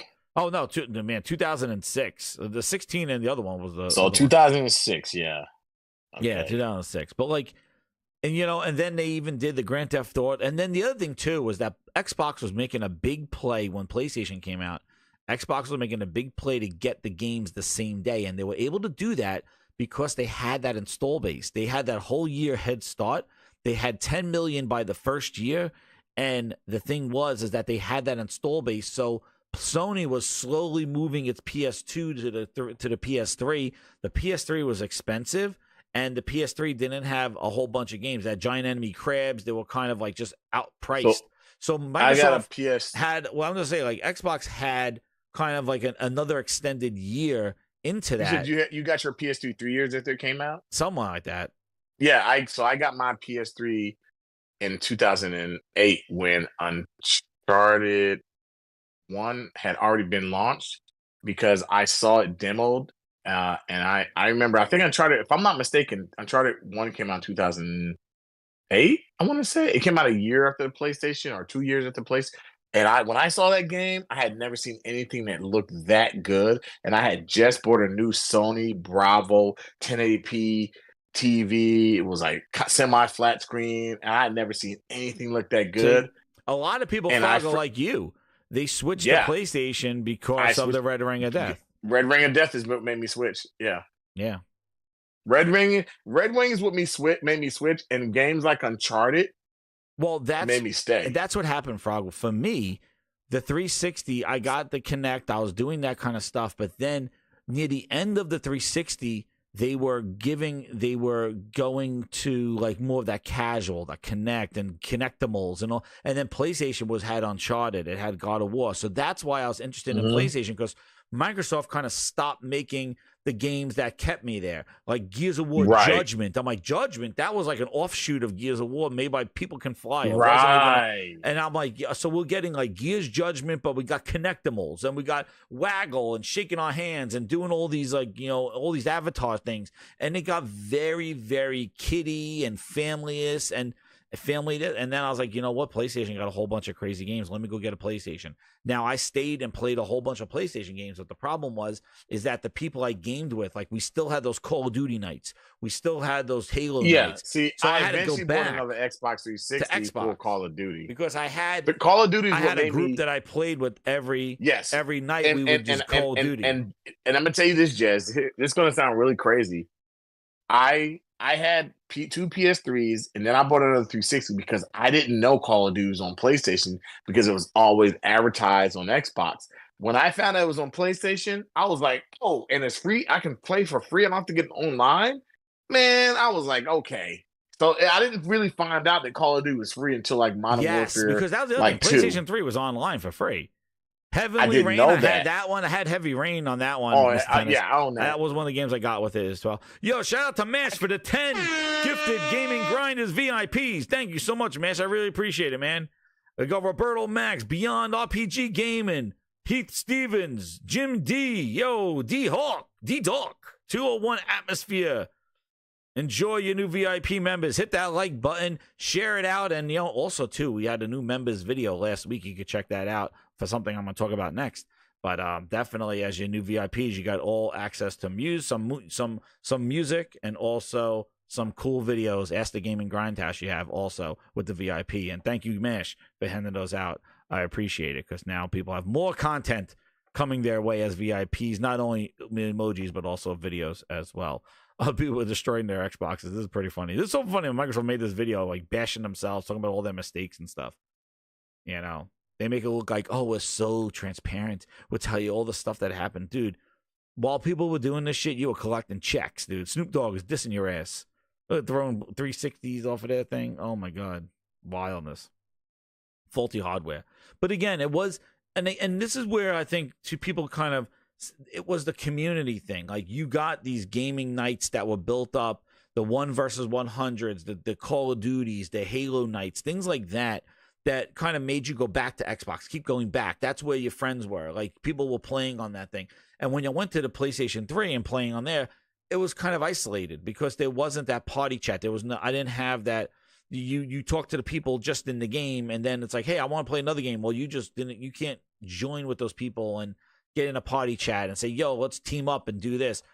It wasn't there on PlayStation. So I just kept going back to the 360, and that's why I got an Xbox One at launch. But nonetheless, Xbox One had a really good game. I thought good games at launch, where the PS4 really didn't have games that appealed to me. Like, I liked Dead Rising was a huge fan favorite of mine.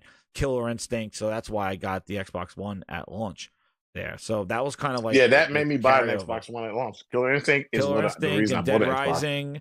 And those are, and even Rise, it looked good. It was like a showpiece. Like, and Sony. Really I got both of them. I got both of them at launch, but by that time, I was really invested in PlayStation because all my friends were there. All my friends had switched from Xbox to PlayStation because of Red Rings. Yeah, and so I was really invested because a lot of PS2 people bought 360s.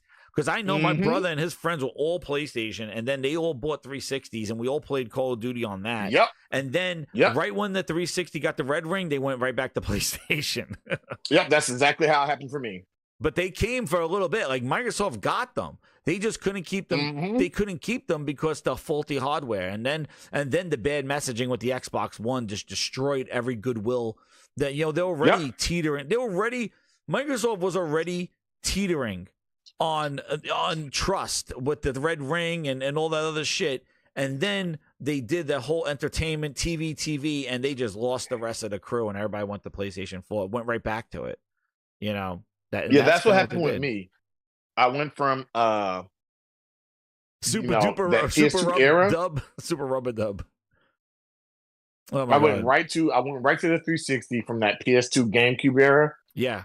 And and then when I got on PS3, and when PS4 was coming out, I was already invested with the Call of Duty and all that on PlayStation. Even though I didn't think it was a better version, my friends had all jumped from 360 to PS3. So when PS4 was coming out, we heard that $399. We were like, "Oh, we're definitely getting this," And then we saw how it looked. I'll never forget the day that I saw the Xbox One. I was like, that thing is so ugly. And when we saw the PS4, we were like, oh yeah, And then they came out $399. We were like, oh hell yeah. We all pre-ordered that thing. We pre-ordered like 2 or 3 of them. And I got 2 PS4s and an Xbox One the same day they came out. And I got I think 4 Xbox One games, and I got like 4 PS4 games, basically like kind of like launch games. Yeah. And then when it came to Call of Duty, I was like, ooh, who's going to have Call of Duty's DLC? Mm-hmm. And I was like, screw it. All my friends are on PS4, so we got it. We played it. And I never forget, I got Call of Duty also on the Xbox One just to see how different it looked. And I was like, damn, it doesn't look as good as the PS4. But I was like, whatever, And then I think maybe like a year or 2 into it, that's when I started getting reported, hey, the games are running better on PS4. They look better. Oh yeah, but I was like, wow. I tell you, they had like I said, the launch of the 360, the games, the vision, the evolving of it in the first was amazing. The first 5 years, it was on point, and it was about the games and the Peter experience. Moore knew what he was doing. He knew what he was doing. And they got like I was saying before, like the other thing is that they were able to get the games that they were missing out on the original Xbox day and date. So they were getting GTA the same day and with exclusive expansions. Right. And then they got Final Fantasy same day it was going to release with PlayStation. Right. Because you remember, Metal Gear. I don't know if a lot of people remember this. When the Xbox came out, and the PS2 was out, GTA 3 was like exclusive to PlayStation 2. Oh, yeah. And it wasn't anywhere until like a year or so after that Xbox got their version. And you remember PlayStation or Xbox got the GTA double pack and triple pack later. Yeah, exactly. They got double pack. Years and years later. Yeah, a year, tons later. And then when that GTA 4 was coming out, and it was like, oh, on Xbox, and I was like, oh, and it was like also on PlayStation. I was like, by that time, so many people were so invested in 360, it was like, we knew where it was going to sell. And then, so the doors closed now on the Xbox 360 store. So I'm going to end also on the poll. So let me end this poll, and then we're going to do the repercussions of the store closing. and then and how we were talking about big things coming day and date to Xbox, and now we're working on more Xbox. Skip. So let's see. When did you get your first Red Ring of Death? 43 people got it over a year. 24% got it in the first 6 months. 17 got it in the first month. 14% got it in the third month. So a lot of people kind of got it in there over their first year. So that is pretty interesting there. So yeah, and one of the things. So now the 360 store closed. That's the reason why we are remembering it. And one of the things that came up was that because of the 360 store closing, these games, if you remember when Game Pass started, it started with a lot of backwards compatible 360 games. Well, unavailable in Xbox Game Pass now. Here are all the Xbox games that are not available in Xbox Game Pass because of the store shutting down. So if you didn't buy them, you don't get them anymore. So, like, you know, you got to buy those games in the 360 store. So I think it closed today at 5 o'clock. So if you didn't buy any 360 games, then you don't have them anymore. And you know, that's one of the big deals that I thought was the issue with the 360 store closing, was that a lot of those 360 games were kind of living on there, and you had to kind of buy them. So you know, there it is. So Phil Spencer, you know, I think maybe with the next move is going to put him in streaming. Man, I remember this game right here, Monday Night Combat. I played this at PAX, the first PAX when it came out. I remember sampling that game, Monday Night Combat. Comic Jumper, dude, I remember that game. That was an Xbox Summer of Arcade game. That one where you jump from panel to panel. Crimson Dragon, Lost Odyssey, Blue Dragon, Shadowrun, man. That was the first PC Xbox crossover game live. Viva Pinata, where have you been? They made a bunch of Viva Pinatas. No more Viva Pinatas that was seeing there. Rascals, I remember that arcade game. Spelunky, World of Keflings. Here's Killer Instinct Classic, Killer Instinct 2. I remember when they did Texas Hold'em. Dude, this game, I friggin' love this game. What was it? What was it? War Arms, Man of Arms. What was this one with the you could be with the raccoon or something with the friggin' Gatling gun? Right. Oh my god, that game! I remember that game. Loco Cycle. That was an Xbox One launch game. That game sucked. Oh my god, that was a game was disaster. horrible. The More. I remember The More. Luminous. Oh shit! I played tons of Luminous. That was a PSP game that they brought over to Xbox Luminous Live. Man, I played the shit out of that game, Luminous. I still play that game. I played. You know what? I used to play that game on PS Now. When PS Now had it streaming from the PS3 Luminous, I used to play it. You could still play it today on PlayStation. Plus, I remember this game E4 every extended extra time. That was the guy that made Rez. He made that game. Oh yeah. N Plus, remember N Plus? That was like before Meat Boy, Super Meat Boy. That was a hard platforming. N Plus. If you remember that game, it was like you were this ninja. It was like a ninja. They came out N++. Yes, and you were like a ninja, and you were jumping around, and then and it had blood. If you know you were trying to get through like a puzzle jumper. Load Runner. Let's see what else they had, man. Orcs Must Die. Domino. Mad Tracks. Holy shit! I remember Mad Tracks. Oh my god, I remember that arcade game. So let me ask you this question. So the Xbox 360 store is closing down, but what I've been reading is you can still buy the games. No, if you bought the games, you have them. But well, here's what I heard: you can buy the 360 games, you just can't buy them on the Xbox 360. You can't buy them on the 360. You could buy them, I think, on Xbox One. Xbox, the ones that are backwards compatible, though. Oh, that's the difference, Frog. Because like them closing the 360 store down is making games that never were made compatible. Because if you remember, they did only about 300 or so games that were backwards compatible. Those are the only ones that you could buy on Xbox One, the compatible ones. If you didn't, if all the games that they decided never to make compatible, you lost those games. Those games you can never buy. So if games that they never made compatible that were 360, they're gone. So what you're basically saying is all those arcade games are gone forever. Yeah, these games are gone forever. Unless you bought that's them not good. And you have a 360. But if you never bought I these have games, a 360. Then, I still have a 360 with 500 gigs. It's an E model. It's the last 360 model. It kind of looks like an Xbox One, but still own one. And I own a crap load of Xbox 360 original games, like arcade games and everything. Lots of them. Yeah. So that's sad to see, though. Yeah, it is. And I'm gonna tell you a story. Somebody said Hydro Thunder. Yo, Hydro Thunder. When I went to my first PAX East, I met the developers for Hydro Thunder, and I was playing it before the game released. And I told them that like one of my favorite OG Xbox games was Bloodwake, and that was basically like a Twisted Metal battleships. Yes, I remember the that. water, and it was so cool because the water was dynamic. So if the waves would come in, it would change, and the waves would actually block your shots because if there was high waves, you couldn't you couldn't see your enemies, and it was sort of like Twisted Metal with boats on the ocean with moving sea, and the waves would affect your like aim and everything because you're like on these wakes and stuff and Bloodwake. And actually, the guy who worked on Bloodwake, he's like, wait, Bloodwake was one of your favorite. I was like, yeah, yo. So he grabbed one of the devs that were there and he brought him over. He's like, yo, this is the guy that actually made that game. And this is the thing. This was the first PAX East. So like as a gamer, meeting the developer who actually made some of the games that you was like, pretty cool. It was like incredible. It was like this. Now, you know, with all these conventions and these things, you're getting games hands on. Like they got all these arcade conventions. But this was the first PAX East in Boston.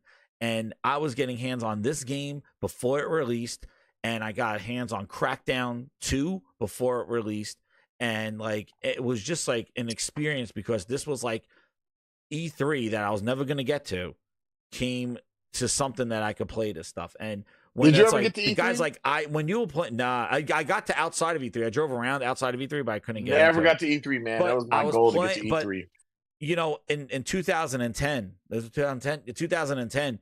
Like having access to this to my first PAX, and I went there and like just seeing the guys like I made that. You're like, holy crap! This is before like Twitter and you know and YouTube like all social media got and big. all this shit. Like it's all before this stuff. When you're playing this game and the guys and I remember was another game, the other game, a Disney game with the shit blowing up. I played that game at PAX.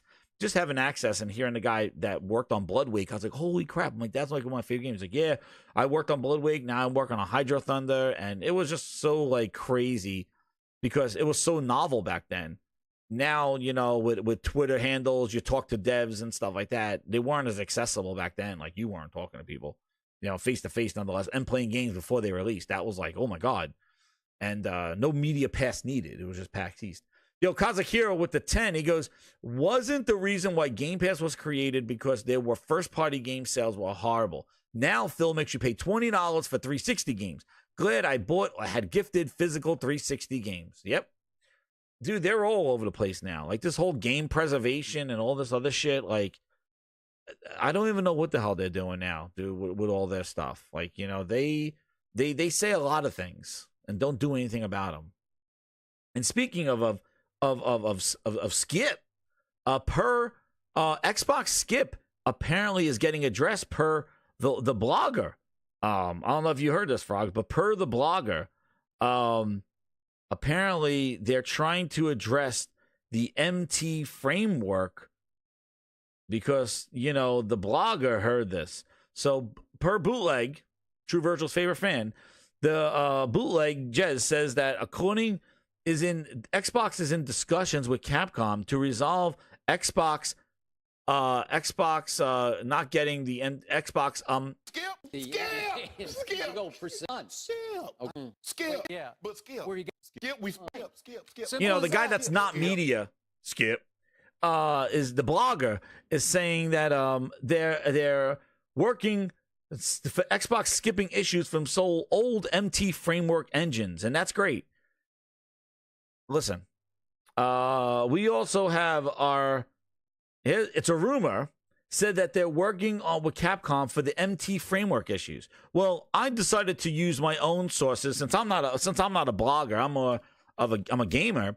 And I was just like, hey, MT framework, were there MT framework games already on Xbox? So what's the problem? Why is it Xbox Skip? And I brought it up here, and let's look. Bootleg says that they're working with Capcom to fix the MT framework. That's why all these games are skipping Xbox, Frogs. The Marvel vs. Capcom collection not going on Xbox because of MT framework. So it's because of that, or it's because it's not going to sell? Well, that's what so it was rumored that they were skipping Xbox because of MT Framework. And then there's a rumor on top of the rumor from the blogger that's saying that he heard what he heard was when he was blogging. What he heard is that they're working with Capcom to fix the MT Framework, and that's why they're getting the Xbox. Skip. Because skip. Yeah, but skip. So what I don't understand is but it's because they don't want to admit that the reason why they're getting Xbox skip is because they don't have enough consoles to justify the development for it. That's the problem. And if you look at it, that's the real reason. Because if you look at it, they're making these games for the PS4 and the Switch. There's no PS5 version of this game for the Capcom. Right. So why? So tell me. Well, guess what? Now, not only are you working with an install base of lower than low Xbox Series consoles, but why don't you tell me how the Xbox One generation strength is going compared to what the PS4 is? We just heard last week that almost 50% of PlayStation's install base is still on PS4. Yep. So tell me. It's going to be a long generation, man. Yeah. So tell me now, how strong is that Xbox One gen hanging in there? They were horrible. Microsoft couldn't wait to get the hell out of there to go into a worse gen this generation. So when Capcom is making their game, you think they're going to make it for the Xbox One? Oh, or Microsoft now is going to help them fix MT Framework issues for Xbox One. Look at all these MT Framework games. Dragon's Dogma is working on Xbox One. That's MT Framework. Look at this. Resident Evil 6 was MT Framework. Resident Evil Revelations. Look, I see all MT Framework games with that. And somebody just said the RE engine is built off of MT Framework. So what the hell is broken with Marvel versus Capcom that can't work on an Xbox? Skip. Go for sun. Skip. Yeah, but skip. That's true. Monster Hunter. Oh, and why Monster Hunter? First off, they know it's not going to sell shit. Secondly, PlayStation owns friggin' Evo, so they're going to get fighting games by default. You better be working on a PlayStation, otherwise your game is not an Evo. So Sony got Evo. Microsoft, they don't even support their own Killer Instinct fighting game. So screw them with fighting games. MT Framework's not the problem. The problem is install base, and is it worth to develop for a dying console? Remember, no console required. You know, all you idiots out there, bloggers. You know, no console required. Let's see more MT Frameworks. So I see a lot of games on Xbox that are MT Framework. And what's crazy is that, look at this. Marvel vs. Capcom Fighting Collection works on the Switch, PS4, and Microsoft Windows. Great ass! A new sound clip for everybody. That's the booty quote. Great ass! Wait a second. I thought Xbox is Windows and Microsoft is Windows and booty's booty. What's going on here? Frog, explain what's going on. MT Framework got no problem on Microsoft Windows, but it has a problem on Microsoft Xbox. Great ass! That is an Xbox skip. So hopefully the blogger could come up with some questions. And you know what? The thing is, what is so wonderful about this is that they're working closely. What did he say? The rumor for a rumor? Let me see. It's been rumored that the MT Framework is the reason why Monster Hunter Stories, Marvel vs. Capcom Collection, and The Great Ace Attorney are not on Xbox. The MT Framework issue. So that's the rumor. And then Blogger answering the rumor with another rumor saying he has been told, only the good news, that Microsoft is working with Capcom on the MT Framework. You know what's wonderful? Is that it didn't take them until they got Xbox skipped for them to say, oh, Capcom, we need to work on this game. Microsoft is so clueless that they got to wait for a tweet from Capcom to say, hey, this game is not coming to Xbox, for them to go, oh, we got to work with them now. So while you're working with them, everybody in the world that doesn't game on Xbox will be playing the collection while you're still figuring the shit out. So, yet again, you got another timed exclusive. If you're going to fix it, maybe later, maybe next year, maybe 2 years from now, who the hell knows? But yet again, Xbox sucks again with all their bullshit. Oh, no! We suck More again! excuses. Like this is a surprise. Like, oh my God, I was told that they're working with Capcom. Really? Microsoft's in a panic now? Like, does this make sense? They're working with it now. They're working on it. They're working on it with Baldur's Gate 3 when that wasn't coming out. They're working on it with now MT Framework fixing that. They're trying to help with Stalker 2. That's been that got delayed again. They're working with it. All these people. Who else? The other one that they're working with? Fuck, they're working with somebody else. They got to make all these different versions, all this stuff. I thought about forward compatibility and all this other stuff.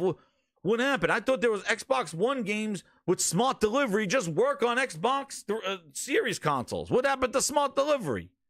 What are all these names? I thought it was a patch. All these names, all this stuff. I don't understand it. But what's crazy? It's like, okay, maybe there are technical issues. Let me ask you something. If there are technical issues, then why is it an issue after the fact? They worked with Capcom for Exoprimal coming to Game Pass. They work with Capcom. How did they not identify this issue before it became a public announcement? This is where the capping and the bullshit come in. Because my thing is that how does it have to be public in order for Microsoft to figure out this shit ain't working on their console? That's the illogical thing. They work with Capcom. They're partners. They got Exoprimal and Game Pass. They working with Capcom. Why all of a sudden they're realizing MT Framework just doesn't work with their console? How is this something that's discovered after it's announced? This is where I don't understand this logic here. Like, this didn't come up before, like behind the scenes? Hey, we want to put this game on Xbox, but we're having issues with MT Framework. Can we work on it? Sure. But I don't understand how it gets announced, and it gets announced that it's skipping Xbox. And then people go, why? Create a commotion. Then they come up with excuses why it's not on Xbox. Then there has to be rumors to the rumor of why it's not on Xbox to say that they're working on it. Doesn't this seem half-assed? For an $80 billion spending company, $1 trillion company. It's beyond half-assed. They are this clueless. They got to wait for a tweet and a bunch of people on X to complain that they're getting skipped. And now Bootleg Blogger is going to come out here and save the day from what he heard was, while taking a shit, I heard they're helping people. What I'm hearing is, I heard it while I was taking a shit. I'm dropping a deuce. I heard somebody talking. They pissed and they said, I'm working on it. I heard this while I was taking a shit. This is what I don't understand. Smart delivery, Hovis methods, all this technology, server blades. We're leading the future in cloud services. Number one customer. They're this fucking clueless. They got to wait for somebody to come out there, and not even a Microsoft employee. The ones that put their heads out there. The dude with the beard that's a mile long. The other guy that Matt Booty clapping his cheeks in the streets. You know what I mean? Where's Matt Booty coming out and saying this? Great ass! He not saying shit. No, but the blogger has to come out and save the day from Windows Central. Let's save the day, because Windows Central damage control. Windows Phone Central, by the way. This is what I don't understand. How is it so fucking reactionary, so late and delayed that, oh, now it's an issue?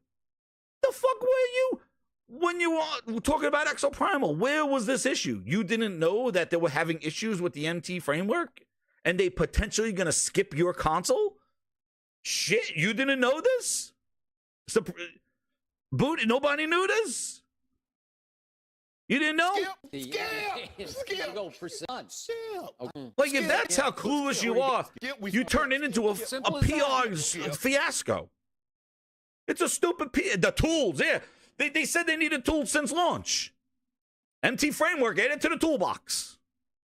But it's the way, the reactionary shit. Oh, let's wait for Baldur's Gate to just not be on Xbox for us to say we're trying to fix it with them. Like, why do you wait for this shit to be public and they make announcements and you were not in the announcement? And now it's an issue. Now you got to fix it. And you got to have all these people out there trying to fix it. Well, guess what? We got bloggers. We got Xbox News fighting bloggers right here. Because let's go back and let's see. In response to the blogger, let's hear more news. Mentioned Microsoft is trying to fix the issue. He's heard that Microsoft's looking into it. Yes, trying to fix the issue with Capcom and MT Frameworks. Any confirmation from you, Nick, in terms of anything you've heard? I did send that to my Microsoft guy. I'm not going to say what the reply was, but I still... So, SNK versus Capcom Chaos. Is that on MT Framework? Oh, that's the other game. I don't think it is. That's not coming. Why? Feel like maybe the MT Framework excuse is sort of a front for the real reason being that these games don't sell.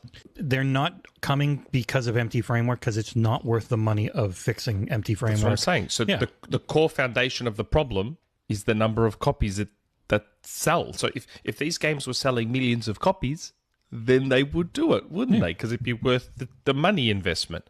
Yeah, you could argue that, for sure. If it's selling fuck all, then they're like, well, it's probably not worth the cost and effort.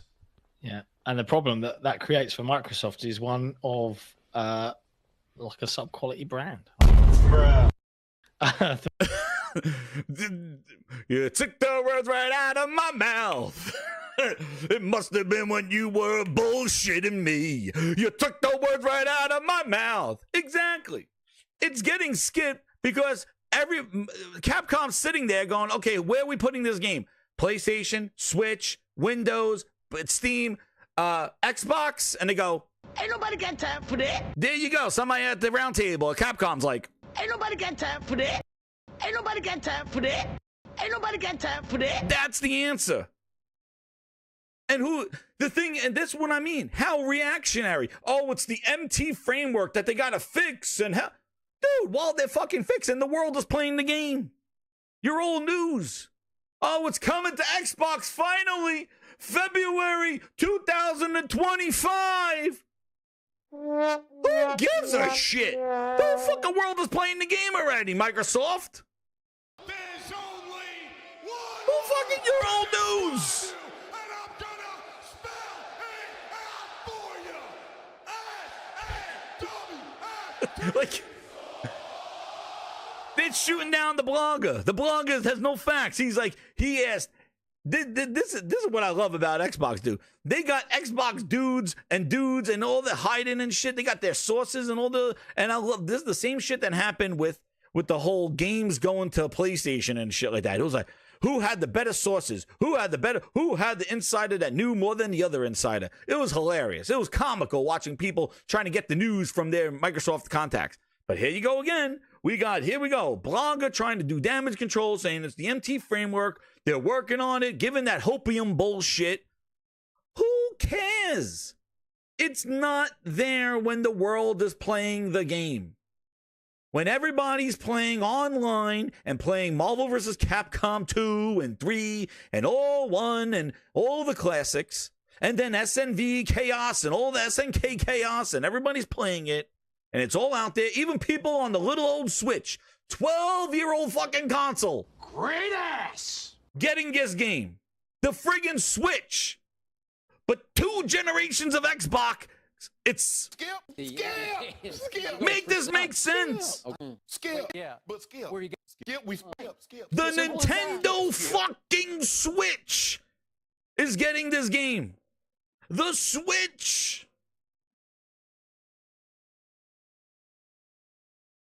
$13 years old.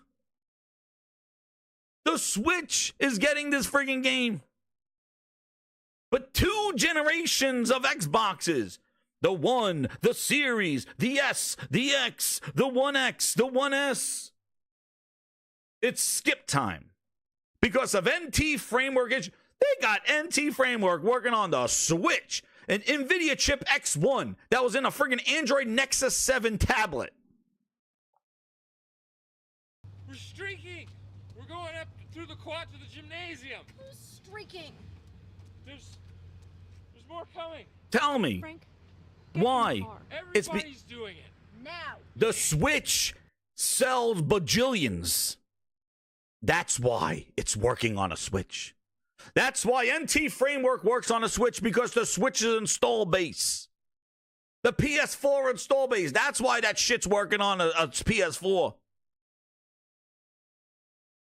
Please.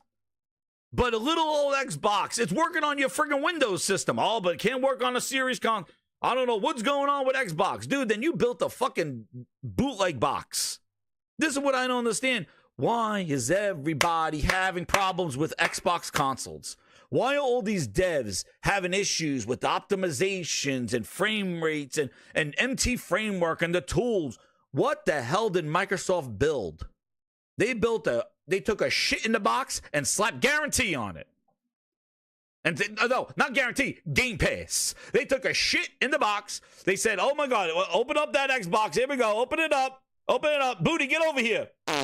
Oh shit. Slap Game Pass on it. Ship it. Ship it. Bill said, ship it. Took a shit in the box, stuck Game Pass on it. Why does everybody have problems with Xbox? Why do devs? It's always MT Framework, the tools, split screen, even their own devs. Jason Ronald, where the hell are you? Face down, ass up somewhere. The hell's going on here? Why does everybody have problems with the Xbox? This is ridiculous. This game was supposed to be built for the future. It's $30 trillion. And the Xbox Series console has all these problems. We can't get split screen to work. Even their own 343 couldn't get Halo to work on their own hardware. What's the problem? And why is it so reactionary? Like, it's bad PR. It's so bad PR.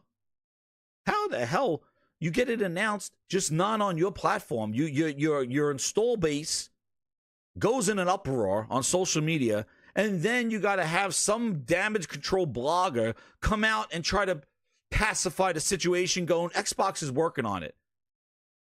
Meanwhile, while he's trying to pacify the situation, Xbox is releasing goddamn controllers with magnet asses on it. Great ass!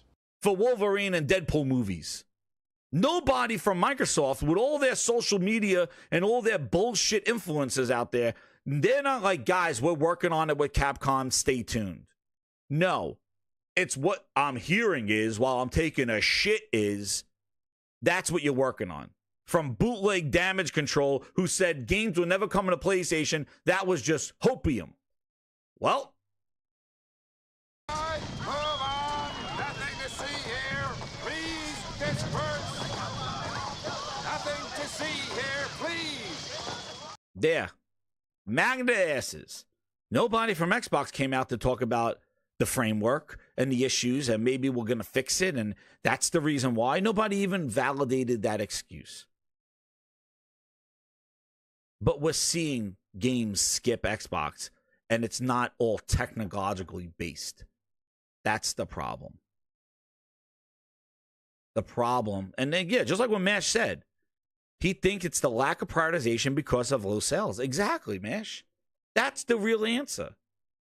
And what's crazy is that is also compiled on Microsoft saying in their marketing, no console required. No console needed. Just buy a Fire Stick. And then the bloggers going, well, cloud is the same thing as console. Like, no, it's not. The problem is that they're not trying to grow that install base. So if the lack of prioritization is due to low sales, then what does the future of Xbox look like? That's the problem, Ash. Like, that's the issue. It's like if they are continually cannibalizing themselves, saying, don't buy a console, don't buy a console. And now we're seeing developers not prioritize it. And I agree. It's not that they can't do it, I think it's the prioritization. And if they're not prioritizing it now, and the only way Xbox console sales are going to go are down, then what is the future of their console? And the support from developers that we talked about the 360, and what we didn't say is that in order for Xbox to get where it was with the 360, it was a friggin' fight. It was a battle because Sony had such a grasp on the market that Microsoft had to fight tooth and nail and throw everything at the system in order to gain traction. And they did. Then they lost it, and then they went casual, and then we went to where we are. But the thing is that they had to fight tooth and nail to get GTA day one on Xbox. Not exclusive, day one. Final Fantasy, the same day that goes to PlayStation. They had to earn that. And they fought for that. That's why it's so devastating to me that where Xbox is now, they gave it all up. And they just are throwing it out the window, and they're regressing back to the original Xbox when they didn't have that traction from third party and games just skipped them. We're coming back to it now because I could guarantee you if that Xbox One was selling, if that Xbox One was selling and it was competitive with PlayStation, it was at 40, 50 million, 40 million, you bet your ass this game would have been there day one. You would have bet your booty, your ass. Great ass! Yes, I love it. You would have bet that it would be there day one. But because of the install base and the lack of prioritization, they are getting skipped. They're getting deprioritized. And then it has to be this damage control. And it's not fair to the people that thought, hey, Xbox is one of the big three. It's not now because they're getting skipped. And what's crazy is that you think, oh, Capcom just doesn't like them. Dude, Capcom gave them Exoprimal and Game Pass. Capcom been working with them. This is not Capcom don't like them. There's something going on. And if it and listen, if it is the MT framework, that shit should have been sorted out way before any announcements would have been made. That shit should have been worked on. I don't get it. Calm down, Al Pacino. Calm down, Al Pacino. Oh, man. Here's another example. Game night with the facts here with the 5. He goes, even the limited run CEO said that they couldn't justify doing Xbox ports because they can't count on selling 5,000 plus copies, unlike PlayStation and Nintendo. Facts right there. That's exactly what limited run said. That's what they said. It's the sales. And I don't know if Game Pass led to this shit. I don't know. But the issue is it's the install base and it's the deprioritization of Xbox from developers. Meanwhile, they talk about Game Pass and they talk about their vision of cloud, that they want to be the place for developers to grow and bring their games and do all this shit. And I'm like, who are you talking to? Because you are now the lowest priority when it comes to making games from developers. They're going to put it on PC, Switch, and PlayStation. And guess what? It's not going to get any better. It's going to get worse and worse and worse. No console, no problem. No console required. Well, there you go. And if developers are making their choice of where to put their games, and you're running around saying no console required with a lagging install base, guess where they're not putting their games? That's why I mean, this celebration of no console required and all, dude, they're killing themselves. And what's crazy is that they need this install base in order to get games developed for their cloud, which is running on Xbox consoles. Well, if developer skips, and I said this before, if a developer skips Xbox consoles, guess what they're else skipping? The cloud. Because the cloud is run off of Xboxes. So by selling more consoles, you strengthen the games library for your cloud infrastructure. That's the whole point. That's why it's a friggin' head scratcher to me that they're diminishing their self-sacrifice, their console. You need your console. You need that developer mindshare that you worked so hard to get with the 360. You don't have it. But even support for Game Pass, like that's another issue. Game Pass is different on console, different on PC, different on cloud. But the thing is that if you don't have the install base, then you'll just put it on PC Game Pass. Like, and that's going to be another issue because that's a ghost town because that's running outside of Steam. The best thing they could have done was sell consoles. That is the best thing they could have done this generation, was to sell consoles and get that install base back. That's the problem. But they didn't. And Phil said it. Phil said it. Like, they weren't coming into this generation to be third place. Like, they will come into his like he said it. You know, I got Phil right here. They weren't coming into the generation to lose, so something changed where he's running around like he's running around with no console required and all this other stuff. You know, Phil was saying this when that console was about to come out. Build a great Project Scarlet. I want people to feel like they can have amazing console experiences they've never seen before, and that they've got the best lineup of content and services of any platform out there.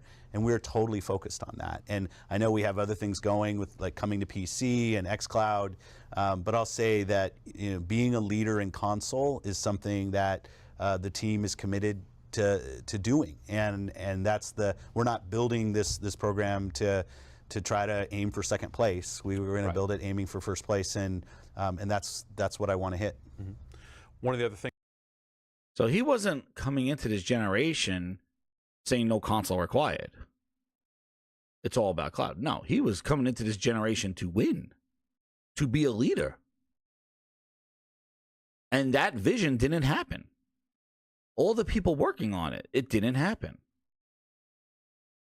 Now it's no console required. Another pivot.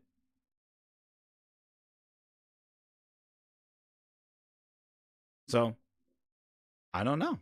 You're coming in to win it. You want to get numbers up there. You wanted to do this. You were coming in this generation to win. You weren't coming into this generation saying no console required. You don't need to upgrade. No. So, again, they failed. And now it's no console required, which we're seeing the repercussions of no console required. Third party, big third party is skipping Xbox. And it's not just one game. It's not two games. And then on top of that, games are getting naturally delayed because they're not functional on Xbox. That's another issue. A technical issue. Games just don't function day one. Wulong is another example. Another game that's just coming out on PlayStation, but no Xbox because they can't get it to work. This is the problem. These are issues. And what I don't like is the lack of proactivity with this stuff. Because if they really cared about Xbox like they did back in the 360, this shit should have been addressed. These things need to be addressed. Like, I don't understand where they are that allows devs to come out and these PR nightmares in the sense of these exclusive games that are just being put on a PlayStation and not on an Xbox.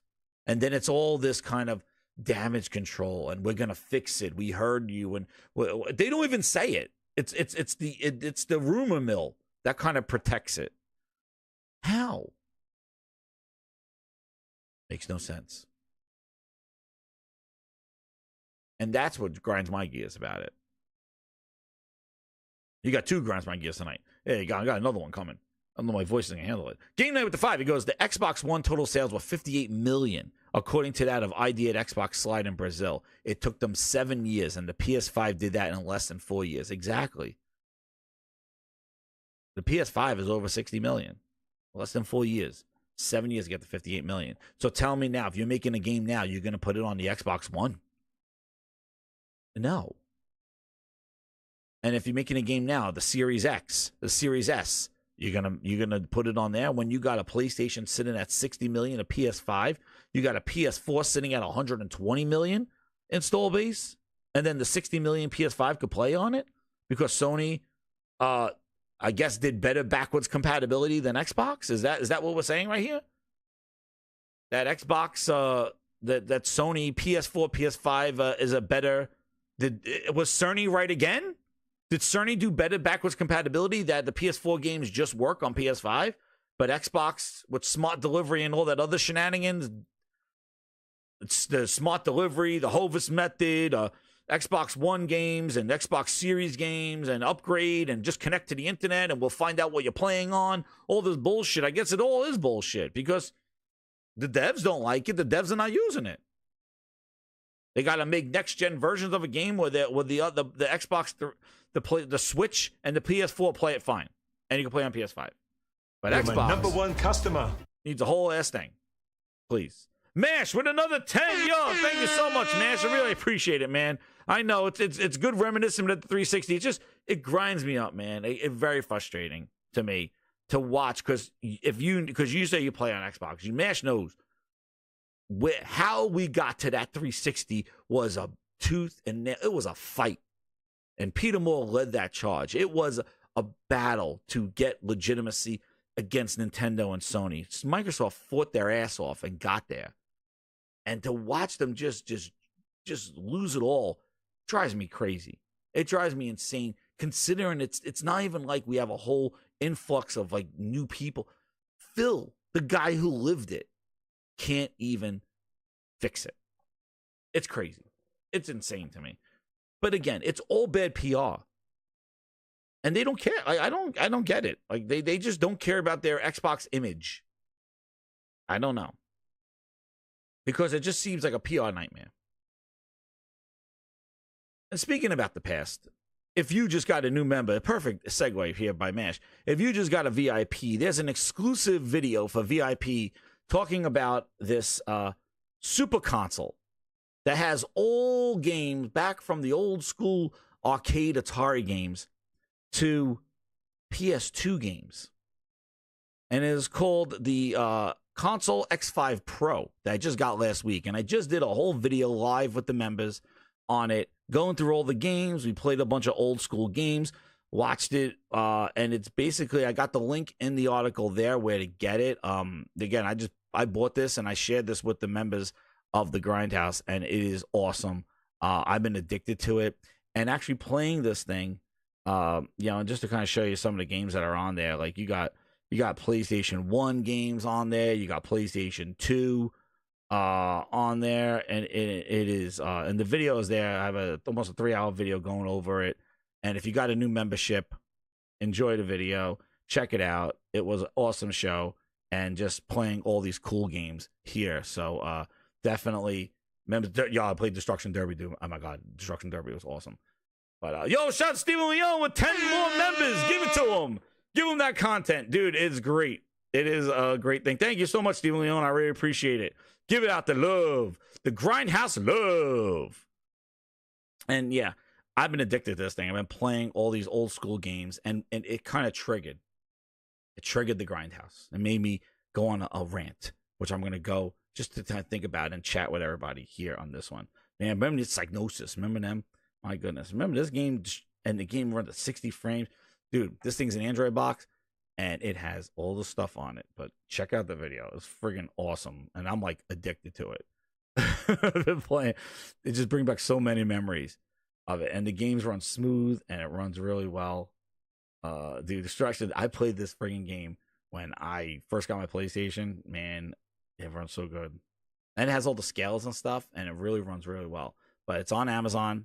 It's like you get it for like a $309 or something like that. But again, I'm not sponsored to shit like that. I just buy stuff because I'm a gamer. I don't get sponsored. I don't do ads. I don't do all this shit. I buy the stuff, and if I like it, I share it with you guys. That's how I work, because that's how this channel goes. I'm not looking out there looking for rooftop parties to get perks. No. I do this for you as a consumer and as a gamer, because that's the stuff that I look for. Just honest people just playing stuff. Tell me, hey, is this worth it? Is this not worth it? Headphones, all the stuff. And that's what members of the VIPs we get. I do videos with Ask the Gaming Grindhouse, and we just talk as a consumer, my experiences, your experiences, and that's what we do. And that's what it's all about. Like, it's just about gaming and playing games and doing stuff. But I'm not out there shaking hands, handing out my business cards and all this, trying to get some rooftop party stuff going on. Nah, play games. I stream. I play with you guys like on the streams and all that stuff too. That's what we do. But yeah, but check out this video, man. Tons of games. But now that you got VIP access, you could watch the whole video on this and check out the cool stuff. See if you're interested on there. But that's what it's all about, everybody. But yeah. But yeah, I'm loving it. But one of the things that made me, when I was playing this stuff, coming back to and thank you again for all the VIPs there. And again, also if you get a VIP, you can upgrade to Ultimate Grinder, and you can get access to all the music in your own music playlist and get music day one. So the content keeps coming here. This is a quality channel on our way to 3,000. Hit that subscribe button if you're new. But one of the things I got by playing this thing and going through this and just thinking about this stuff, and Frogs was alluding to some of the stuff as well too, is gaming, I feel, and I don't know if you feel this way, and I think a lot of people, I see the stats, like I think a lot of people are around the same age, like we're around the same bracket, like 30s and 40s and shit like that. But like for me, I feel like this age of gaming, the early 90s, the late 80s, even the early 2000s. Like, I feel like gaming has gone from the arcade to turning into like an old age casino now. Like, I feel like we went from like these incredible arcade experiences, playing in arcade, fun games, just competitive Street Fighter 2s and all this stuff. And it turned, and now gaming has turned more into this like, this smoke-induced old lady casino. How can we monetize? How can we, this value, there's all this shit. And I just feel that, like, where's the fun? Where is, like, I was looking at playing these games, Driver, I'm playing all these Snow Bunny games, SSX Tricky, EA Big, all this stuff. I'm like, where's like a crazy snowboarding game? Where is, like, why does everything have to be like this, the snowboarding serious and competitive with season passes? And like, where's the fun? And it's not that there are no fun games, but my thing is, and everybody's wishing for the jackpot. Exactly, Luis. Exactly. It feels like I showed you some of the things here. I showed you some of the stuff with like 1 versus 100, and showing the things like with Xbox Arcade and the original stuff, looking at these games like NFL Blitz and then these multiplayer kind of like party games and things like that. Where is it? Like, where is the innovation from the gaming industry? And I'm not blaming us, because I would never blame us, the consumer. This is not us. The problem is the industry. The industry has turned into this corporate casino, and they're trying to use us as the bait. There was a lot of bullshit back then. There's a lot of games. I'm like, oh my God, they made a game. Dude, they were making, like, NES had like games like The Hunt for Red October and stuff like that. Like, there was some crazy ass games out there, but there was a lot of, I feel there's a lot of experimentation. There was a lot of kind of just do something for fun. And again, it doesn't have to be these $70 crazy experiences. It doesn't have to be the soup to nuts. Like, those games exist, these blockbuster movies. But where is the fun shit? Like, and given all the tools that these developers have with even these subscription services like Gamepass and PSN and the Switch, like, why are they not making games that could go viral, or a game that has some sort of social aspect of, like, day one, all these people are going to launch your game. Let's do something. Let's do the design about a bunch of people having access to a game. And not in a way of like, how can we monetize these people? How can we get them to suck it in the mobile model and buying like jackets and shit? No, a game that enhances itself because of that. Let me give you an idea. hear this, grinders. This is my gaming idea. And I'm not no game developer, but just listen, and we could exploit it. My game, Social Fight Club. Now, hear me out. I would make a fighting game. You could scan your face in with your phone. But not only just a fighting game, but have the community watch it, almost like Pit Fighter, and that they could influence the match while you're fighting. So you could have 10 or 15 spectators watching this, and by watching, they're earning credits to change the weather, change the level of the map, throw in weapons, do these kind of things and influence the game. So have some social aspect to this fight club. And they get earned by watching. And now I'm not talking about money. I'm talking about just credits in game to buy things to affect the players. And you could have people join the blue team and the red team. And if you win, you could even bet with virtual coins. This whole kind of social thing. But it's a way of taking a game and saying, hey, put it in Game Pass. Put it in this PlayStation Network. And a whole bunch of people are going to be accessing this game. And that doesn't mean the servers don't work. Bullshit. Because that's why I feel like what happens. Oh, all these people day one, we weren't expecting this. It's like, dude, the game is in the subscription. Like in Pit Fighter. Exactly, Roberto. Like a friggin' modern day Pit Fighter with a live friggin' audience. That's what I'm talking about. Like where, and this is just me thinking out my ass. You know, this is me just thinking out my ass. Like, I'm not no game developer. And by the way, it's a great ass. But like, and a $30 game. Fuck, put $30 game. Where's that? Why are we at free or $70? Free with mobile bullshit and monetization, $70. Where is the experimentation? All these tools, all this access, this internet. 15 goddamn years ago, we were doing 1 versus 100, a live show of competing, a live video game show.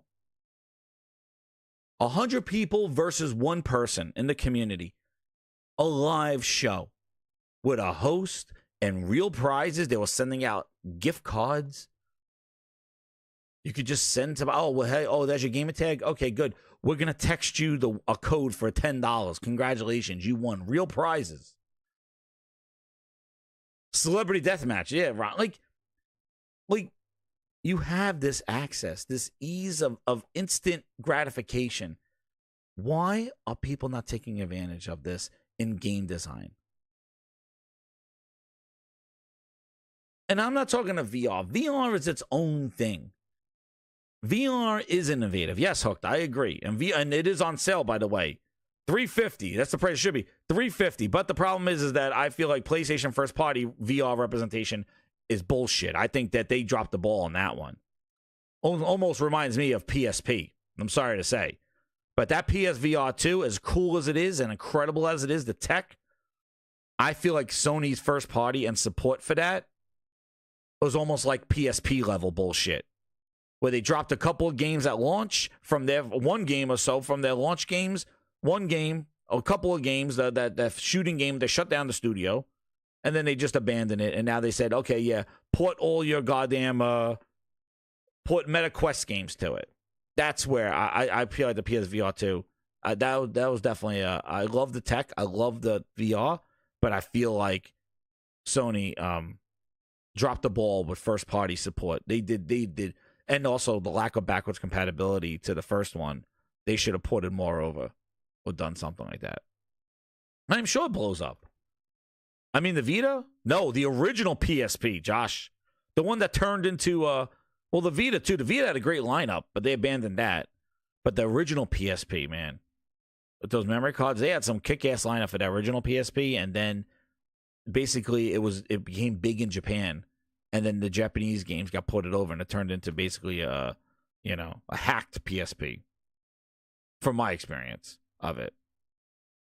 But I just feel like that PSVR stuff. But that's innovative, and that's fine. But that's its own section. I'm talking about innovation in gaming. I'm talking about with the internet, with this all accessibility. Where is it? Yeah, PSP sold a lot, but I was saying, Sony did kind of make it more. They kind of set out there, and I agree. And GTA is gonna sell like hotcakes because it is GTA. Yes, hacking was huge on it. That's how I got all my games, Josh. After I bought a few of them, my friend showed me about what PSP did, and a lot of them were imported PSP games because a lot of those games never made it to America. He had me a lot of those. But, and come back to some of the classic. Remember this classic? There's some NFL Blitz for you. Boom. OG PlayStation NFL Blitz. But, like, it's just like where... And it's just sort of like the state of gaming. I feel like, I don't know if it's consolidation. And again, this is me just venting. Like, I don't know if it's consolidation. I don't know if it's because big corporations are like, this is the game that needs to go. But I feel like with all the accessibility and technology that we have available, where is the gaming? Like, why is it not coming through in gaming? Like I said, that 1 versus 100. My whole idea of like a pit fighter online, like a and I'm not trying to monetize the freaking game. I don't give a shit. We don't need licenses. I don't need Batman in the game. Just put your own face in the game. We got all these high-tech phones on our cameras on our phone. Scan my face, put it in the game, and we're fighting. Community fight night. Community could be watching, streaming.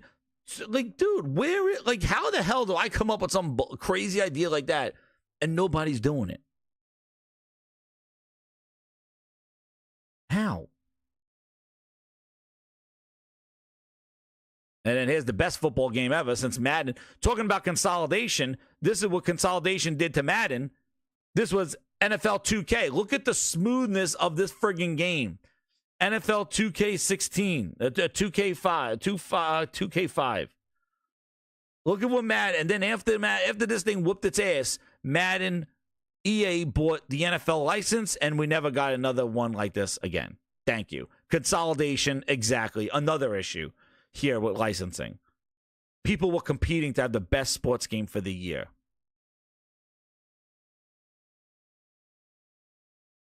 In this, 2K5. And NFL Street, Josh, again. But after EA got their ass handed to them, they said, we're buying the license, and now you can't make football games anymore. Consolidation.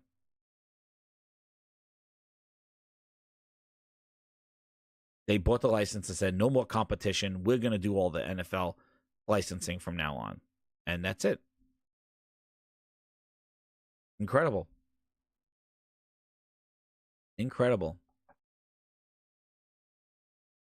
Now you got one football game, one hockey game, one soccer game, a tennis game here and there.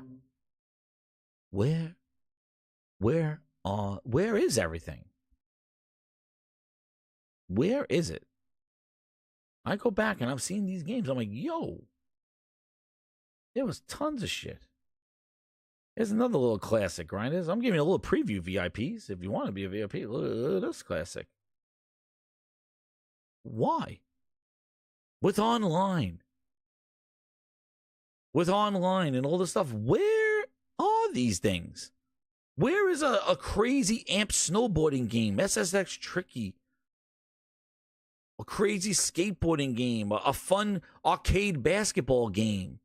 What the hell's going on with everybody?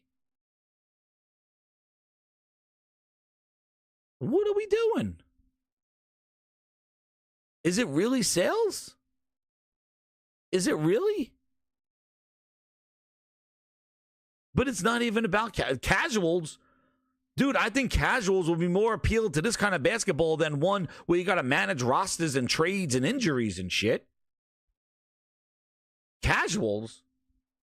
No, the problem I'm telling you right now is when they look at this shit, instead of seeing a game where they're like, yo, look at this game. Let's just make a game. No, instead what they look at is how the fuck we could get more money out of these people.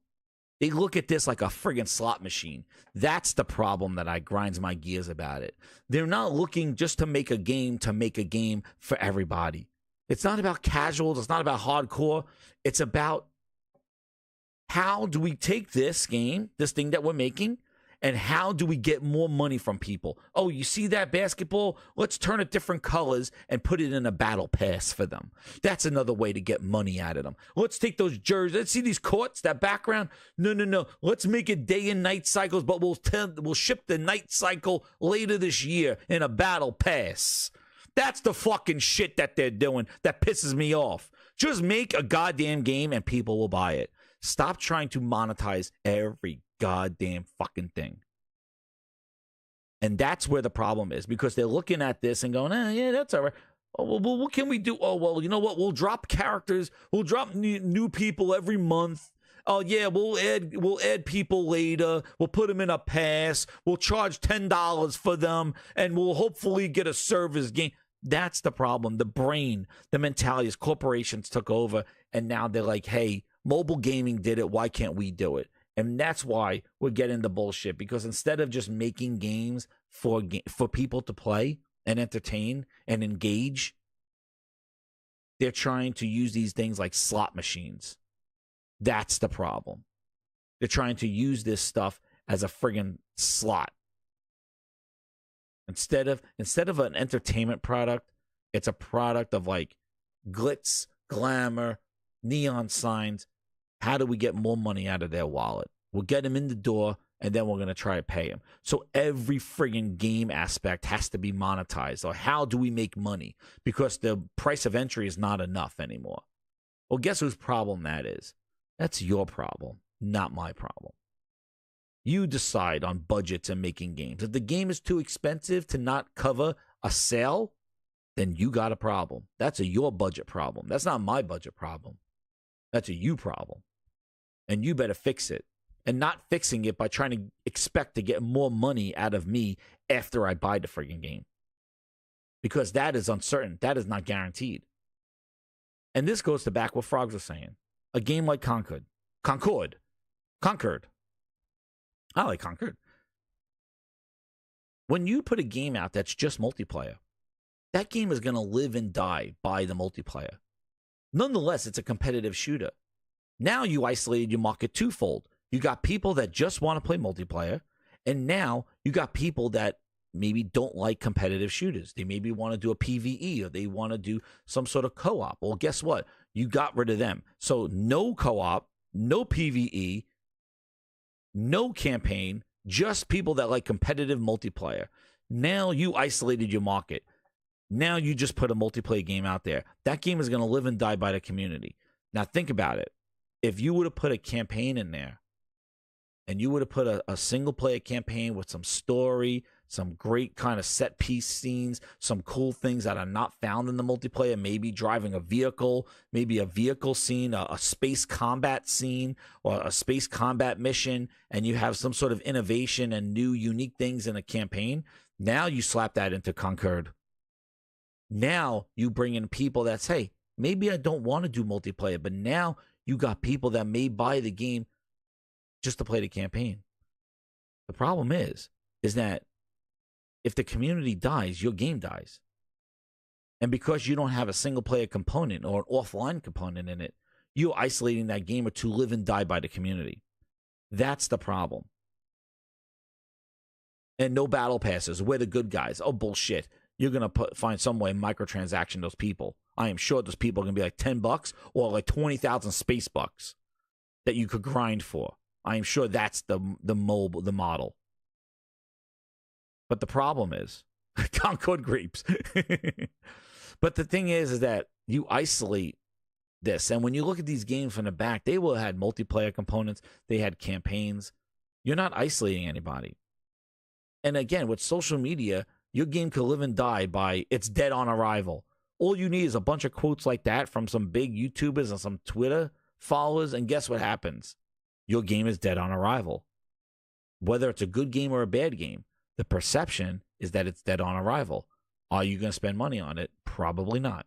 Are you going to invest in it? Probably not.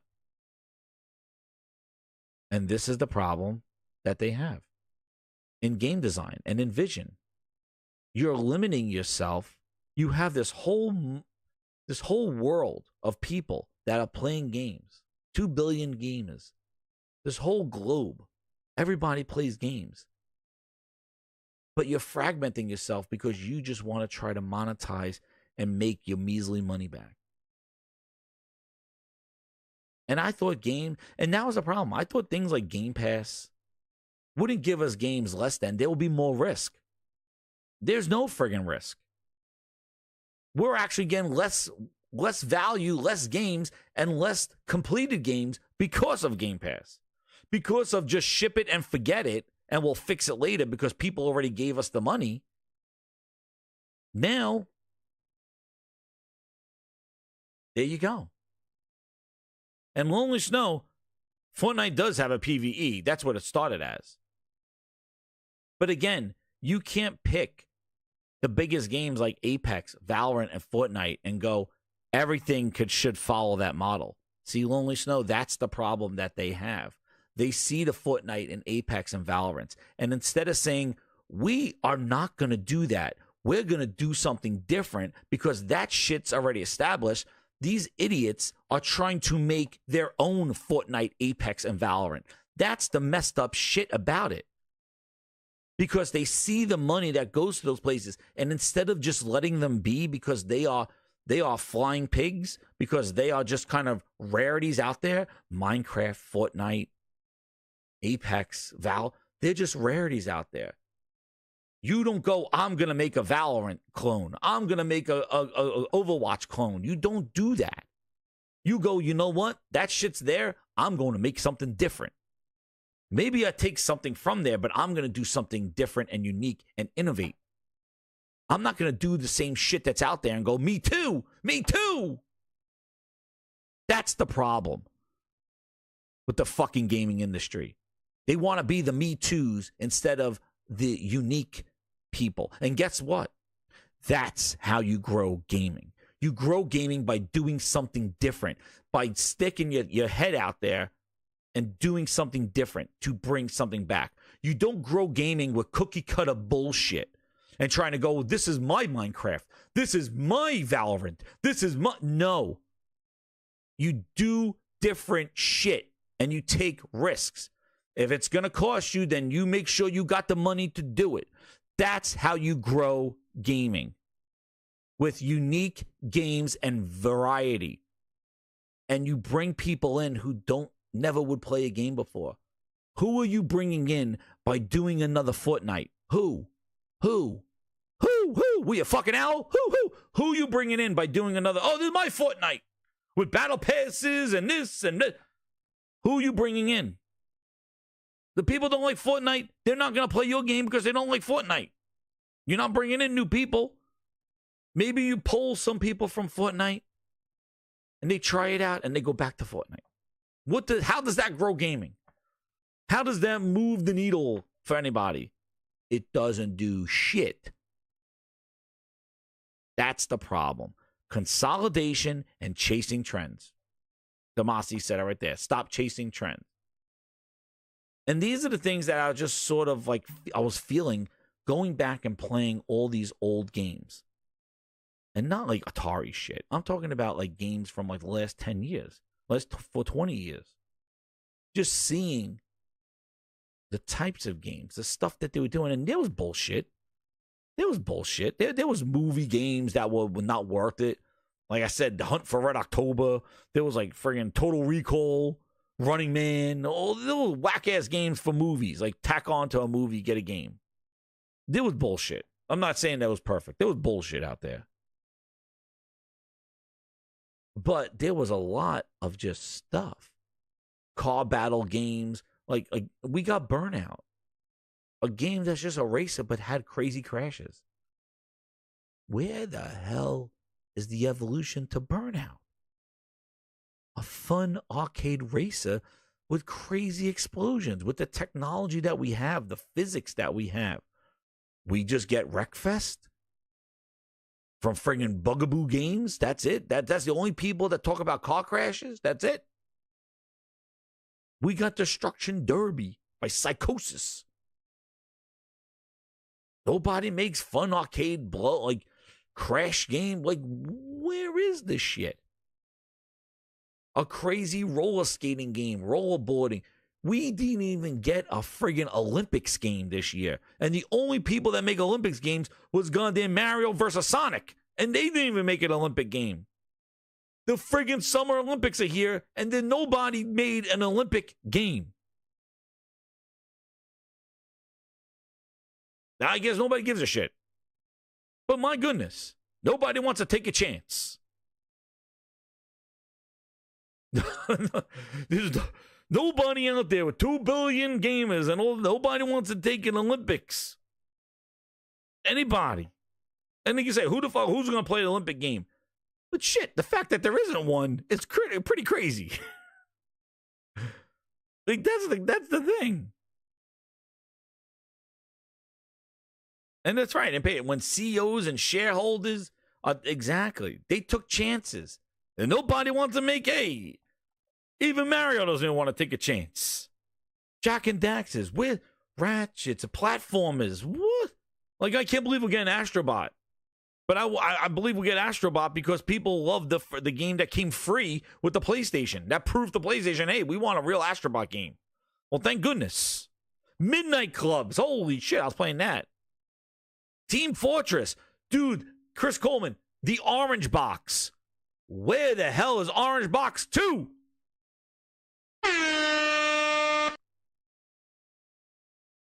Like a blind man at an orgy, I was going to have to feel things out. Where?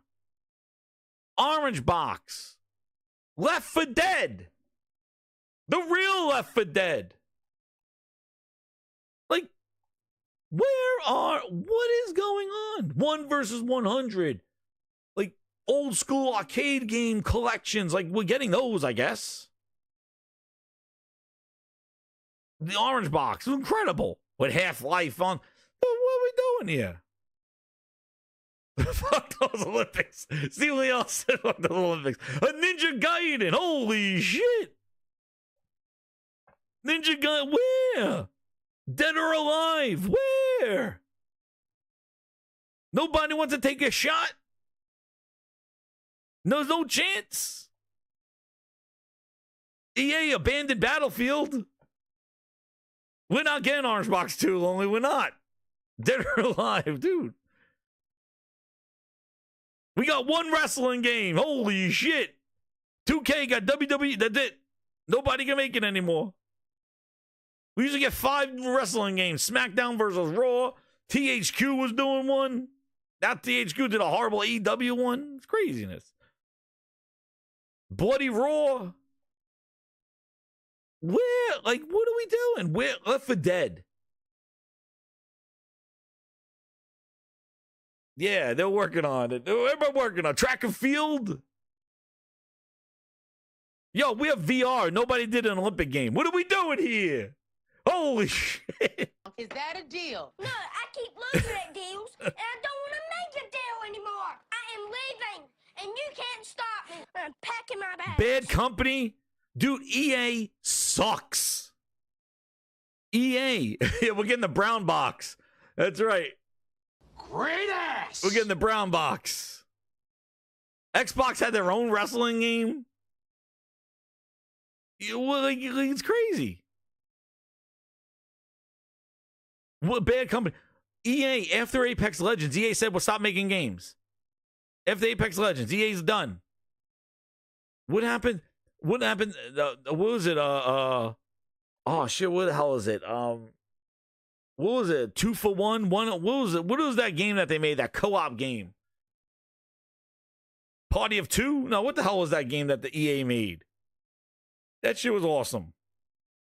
Oh my God, please. EA Battle, new Battlefield? Oh shit. EA ain't that freaking Battlefield. They can't even sort them out. The Battle Pass, they suck. Their service shit. Yo, EA, Sony with an Ape Escape game. Listen, we have 150 people here. Hit that like button. Army of 2. There you go, Josh. Army of 2. Like, We got 150 people here, and all of you are mentioning games that, like, well, why? Dante's Inferno 2. It Takes Two. Oh, shit. No, not It Takes Two. Army of Two was I was talking about. Dude, Army of Two fighting through the hurricane in Florida? It was wild. We had all co-op puzzles and co-op... Dude. I don't care who funded it. Somebody make the games. Splinter Cells. Nobody has a new spin on... nobody has a new spin on Spies versus Mercs. Anybody? Anybody? Anybody? Nobody wants to make a Spies versus Merc multiplayer game.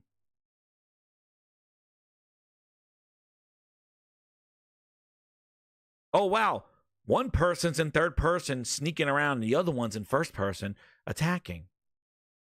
A Def Jam Fight for New York. I was playing that, BMO. Yes.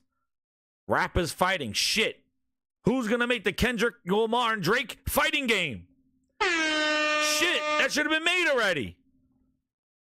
Drake getting his ass beat. You got Kendrick Lamar. You got Drake. DMX. Yo, Frog, where is it? They don't want to make it. Nobody wants to do shit anymore. The Die Hard collection. Oh, shit, yeah. The Arnold Schwarzenegger collection. Conan the Barbarian. Where's the fun shit? I'm not talking about $70 fucking 30-hour games, but Jesus. Even this shit. Like, $30. Side-scrolling, beat 'em up, Wolverine, Deadpool. Arcade classic. $30. Go have some fun. Arcade, co-op, Deadpool, Wolverine, side-scrolling, beat 'em up. Enjoy, bitches. $30. You buying it? Fuck yeah, I'm buying it. Just finished watching the movie. There you go. Enjoy. Who's buying it? Wolverine, Deadpool, side-scrolling, beat 'em up like Ninja Turtles. Is that not money? Frog, is that not money? That not money? Big money.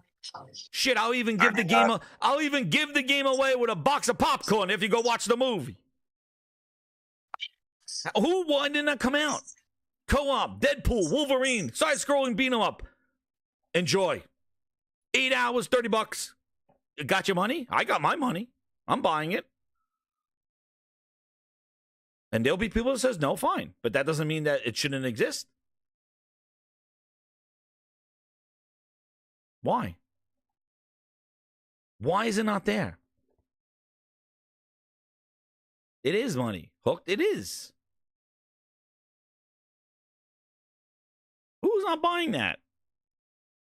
Look how the Ninja Turtles game went. Double Dragon. Classic side-scrolling beat-em-ups with online. You're my number one customer. What are we doing? And fuck, if nobody's going to buy it, put it in a subscription service. Enjoy. Why aren't these things not being done? It's all supposed to be like social, media, who's in the know, what's going on, like where are you with that kind of shit? Like it seems like people are looking just at the money and how can we squeeze more juice out of us rather than just making shit for us to enjoy and spend the money on it. That's the problem that I have. Remember this classic? Friday the 13th. They put friggin' zombies in the game. I didn't even know there were zombies in Friday the 13th, but there were zombies chasing your ass.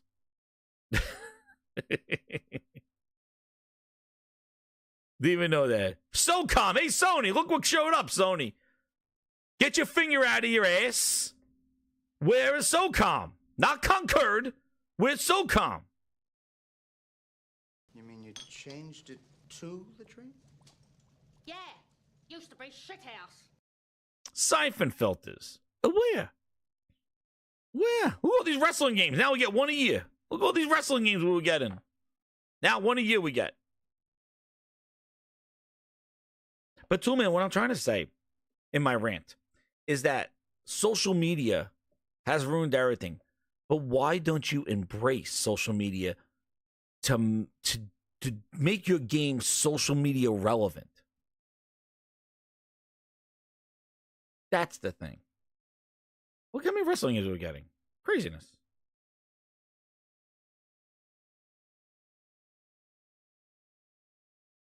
Yeah.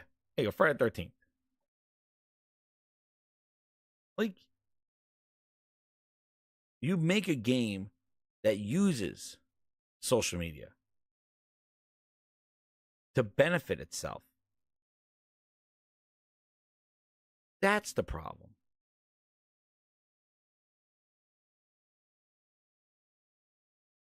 I'm just asking where it is. And I don't know if it's consolidation, but I really think it's because the corporate greed is looking on how every game is like a casino machine. Every game is like a casino machine. And they'll say, like, oh, cost of gaming went up. Like, you know what, then? Fix your shit.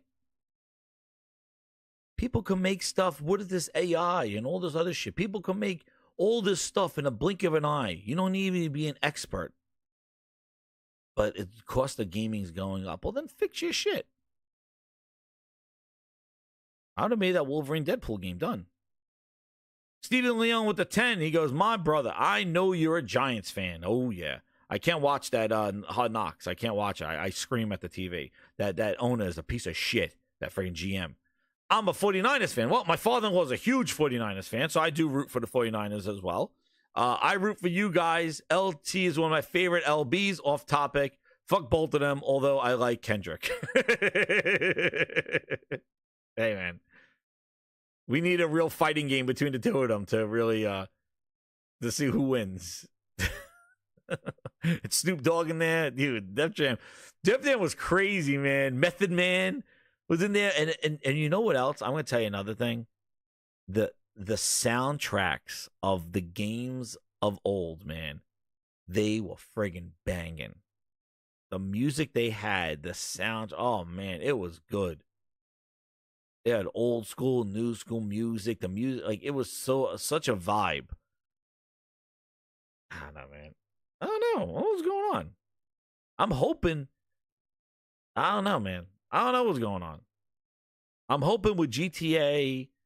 I think GTA is going to be more of the same. Like, I hope not. But I think GTA, we've seen what the GTA Online has done to Rockstar. Rockstar was making ping pong. Rockstar was making Manhunt. Do you see? You're my number one customer. Manhunt 2. Did you know that Rockstar made a Manhunt 2? They made table tennis. Where the hell is Max Payne? Remedy? Working on it, they said. Working on it. Everybody's working on it. Look at Rockstar. Look what GTA Online did to Rockstar. We should be playing an undead. We should be saying, where's the undead expansion for Red Dead Redemption 2? Where's undead Red Dead 2? We didn't even get DLC like that for Red Dead 2. The undead. Even Rockstar missed that. The Warriors, Midnight Club. Look what service and looking at games like a goddamn slot machine has turned. This is what I'm trying to say. Rockstar, EA, Activision. Look what Call of Duty did. Look what Call of Duty did to Call of Duty, and look what Call of Duty did to whole ass Activision. We're getting less games and more schemy bullshit. There's a problem. That's what's happening. And it's because this consolidation and what these corporations want is to squeeze us dry to get more money out of us, increase subscription prices, have them buy the game, but then spend money in game. Mobile bullshit from iPhone. Oh shit, Cosmic, I got you. I thought I missed one. I was on my rant. There you go. Cosmic Hero with the 5. He goes, sorry, but American game companies ruin gaming. Thanks, U.S. Greedy bunch of children. Oh, shit. Shitting on the country. I agree. I think corporations have heard it. And I know that, Thrash says a shout out to Thrash all the time. He goes, this whole, East versus West thing. And, in the West, in Japan, they are trying to become more of the East. They're trying to become more of us, like the more of the U.S. shit. And maybe not, and what's interesting, I want to say something. And that was another thing in the news that I didn't cover, too, talking about a whole bunch of games that I definitely wanted to bring up was the whole China Project stuff that Sony announced a whole bunch of the games. But China Project, let me see where that was. I thought I had that list somewhere. Here it is. Talking about a bunch of games, maybe. And that was one of the things. I want to tell you something. And this is all just kind of off like me, just talking to you guys. But Stellar Blade was a really great game. And it was just a straight up great game. Pacing, story, combat. They just added now another. I gotta check it out. A suntan, like a beach or something like that with new costumes and stuff. And then new game plus that they added and all this stuff. Like, and it just kind of brought me back after I just finished it. I'm like, it's just a game. It's just a great game. Like that's it. There's no kind of like ads on the front screen. Buy this. Sign up here. Give me your email address. Like, it's just a game. And I don't know, it was because maybe they didn't get the whole corporate kind of look over. But it is. And I just want to see more Risk. I want to see more of the fun shit. And not fun shit in a way like, oh, we want to get you in the door so we could charge you more money. Just fun shit. And maybe we have some hope here. Are these games going to be good? I don't know. Lost Soul Side looks pretty damn good. But these are a bunch of China Project games. See, Steven said he got the platinum.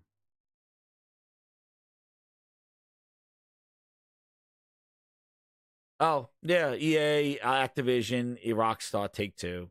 Yeah. It's this monetization shit. Yeah. I'm telling you. It's and consolidation, because I think that these studios that would do these kind of games, these risk-taking studios, get scooped up by corporations, get put up with with Xbox, with PlayStation, with Embracer and all this other shit, and they look at the bottom dollar. How much it takes you to make the game? How much are we going to make back from this game? And that will determine what the game is. And we want you to add things so we get more money back, so that we could fund another game, or we could pay for your game. And that's the kind of thing that's spilling into what our stuff is, because now they're banking on trying to get more money from us. So they're putting in all these kind of mechanisms and gotchas and all this other shit to try to get more money from us, because that's what they want to do. They try to justify their game. And I think Astrobot's going to be a complete, incredible platformer, just like the first one was. But we got to get back, because what I feel, we're not going to grow. Gaming is not going to grow if it's just a bunch of Me Too, copycat, monetization bullshit, because I think we've seen this. We've seen it already with the service game. Last year started it. And subscriptions. People are done with the subscriptions. Like, yo, I'm cutting shit off. I'm not paying these subscription prices. I am moving. I'm going to another subscription. I am not staying here. And people are fed up with the subscriptions.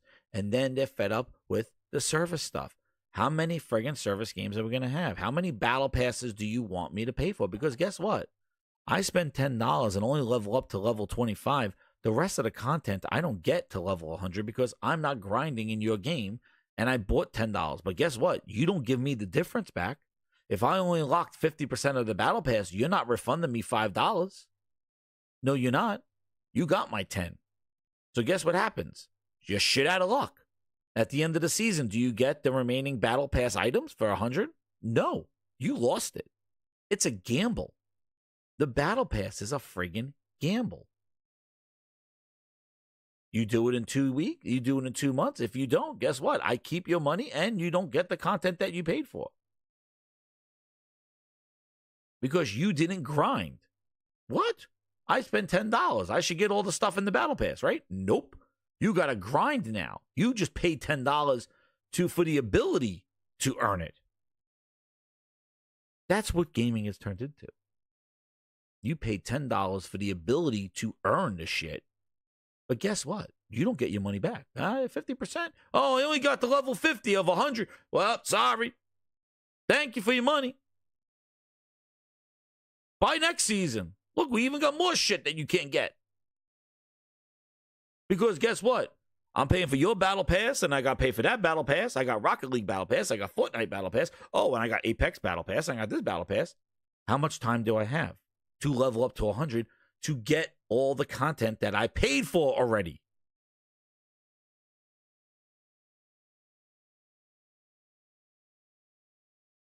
And that's where we are. And people are fed up. They're like, I'm not buying your Battle Pass. I'm not subscribing. I'm not playing your service-based game. The bubble has hit. And we need the bubble to keep popping.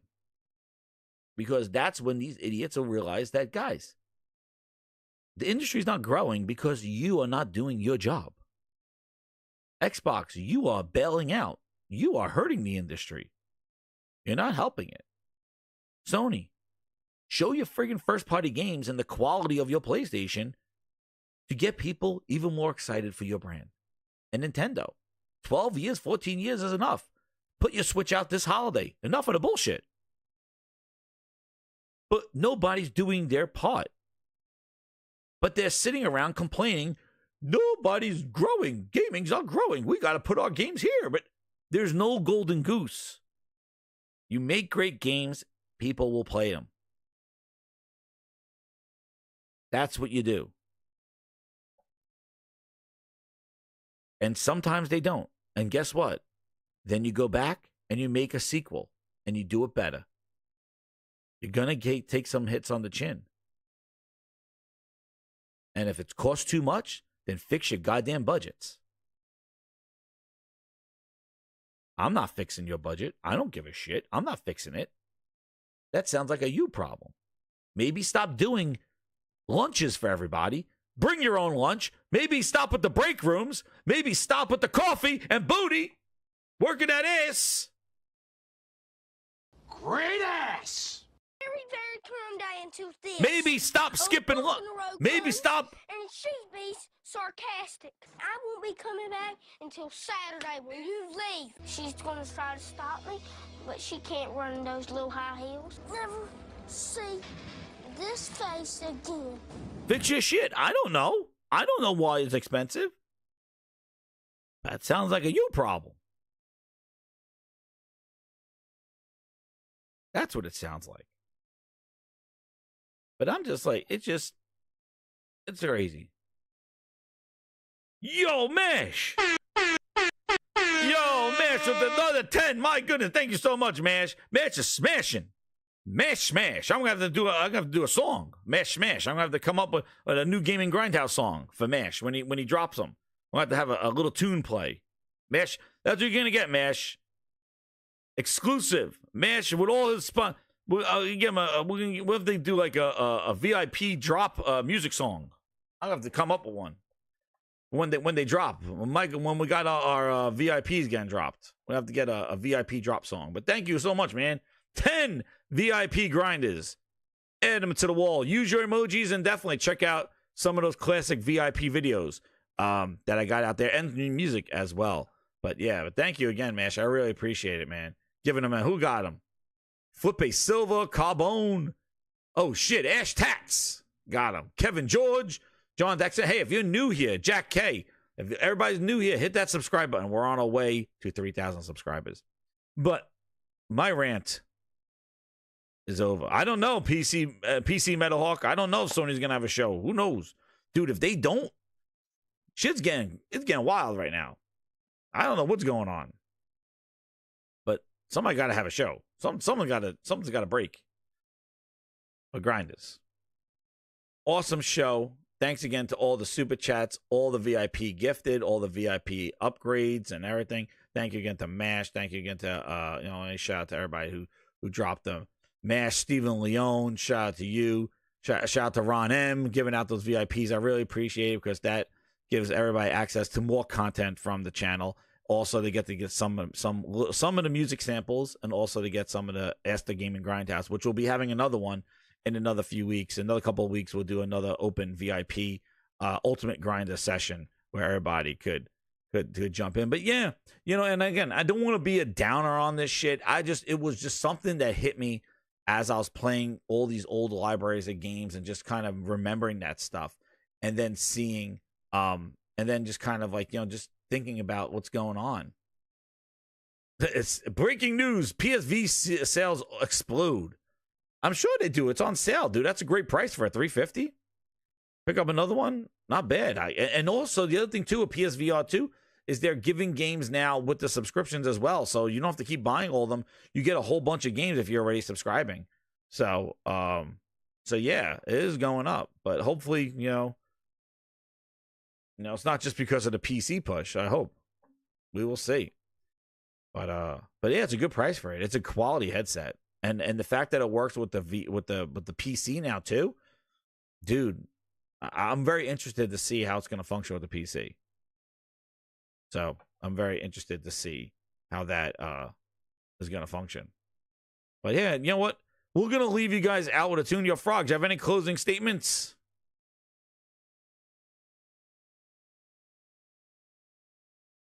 All right, no closing statements of the Frogs. So yeah, we're going to leave you with a nice little song for the VIPs and for everybody that's in here. So we're going to leave you with a little tune. Thank you for hitting that subscribe button and sharing out with the likes. And we're going to go through VIPs. But Grinders, let's roll the credits. And thank you again. Keep it locked here, Gaming Grindhouse. I will do another stream probably this week. I think Microsoft financials come out tomorrow, so we get to see the impact of Call of Duty, I guess, and Diablo. I guess we'll see that. So we'll see how Activision's carrying them, I guess. I don't know. But we'll be doing, keep it locked here. More music coming your way, too, if you're Ultimate Grinder. And also, thank you again. So we're going to hit this with Goodbye, Xbox 360.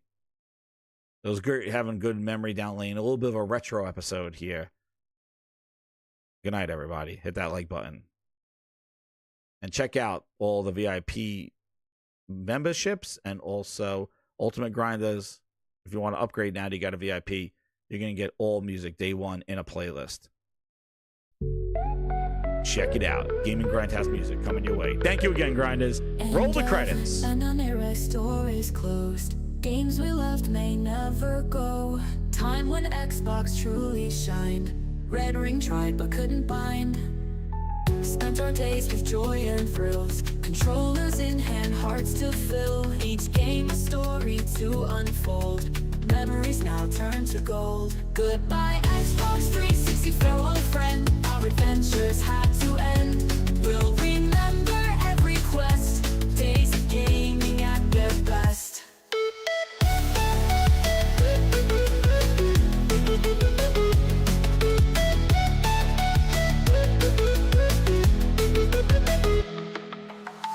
Achievements we wore with pride. In those worlds where we could hide. Though the console set to rest, the moments they were truly blessed. Halo battles racing fast. RPGs from first to last. Every triumph, every loss, ended now at such a cost. Goodbye Xbox 360, farewell friend. Our adventures had to end. We'll remember every quest. Days of gaming at their best.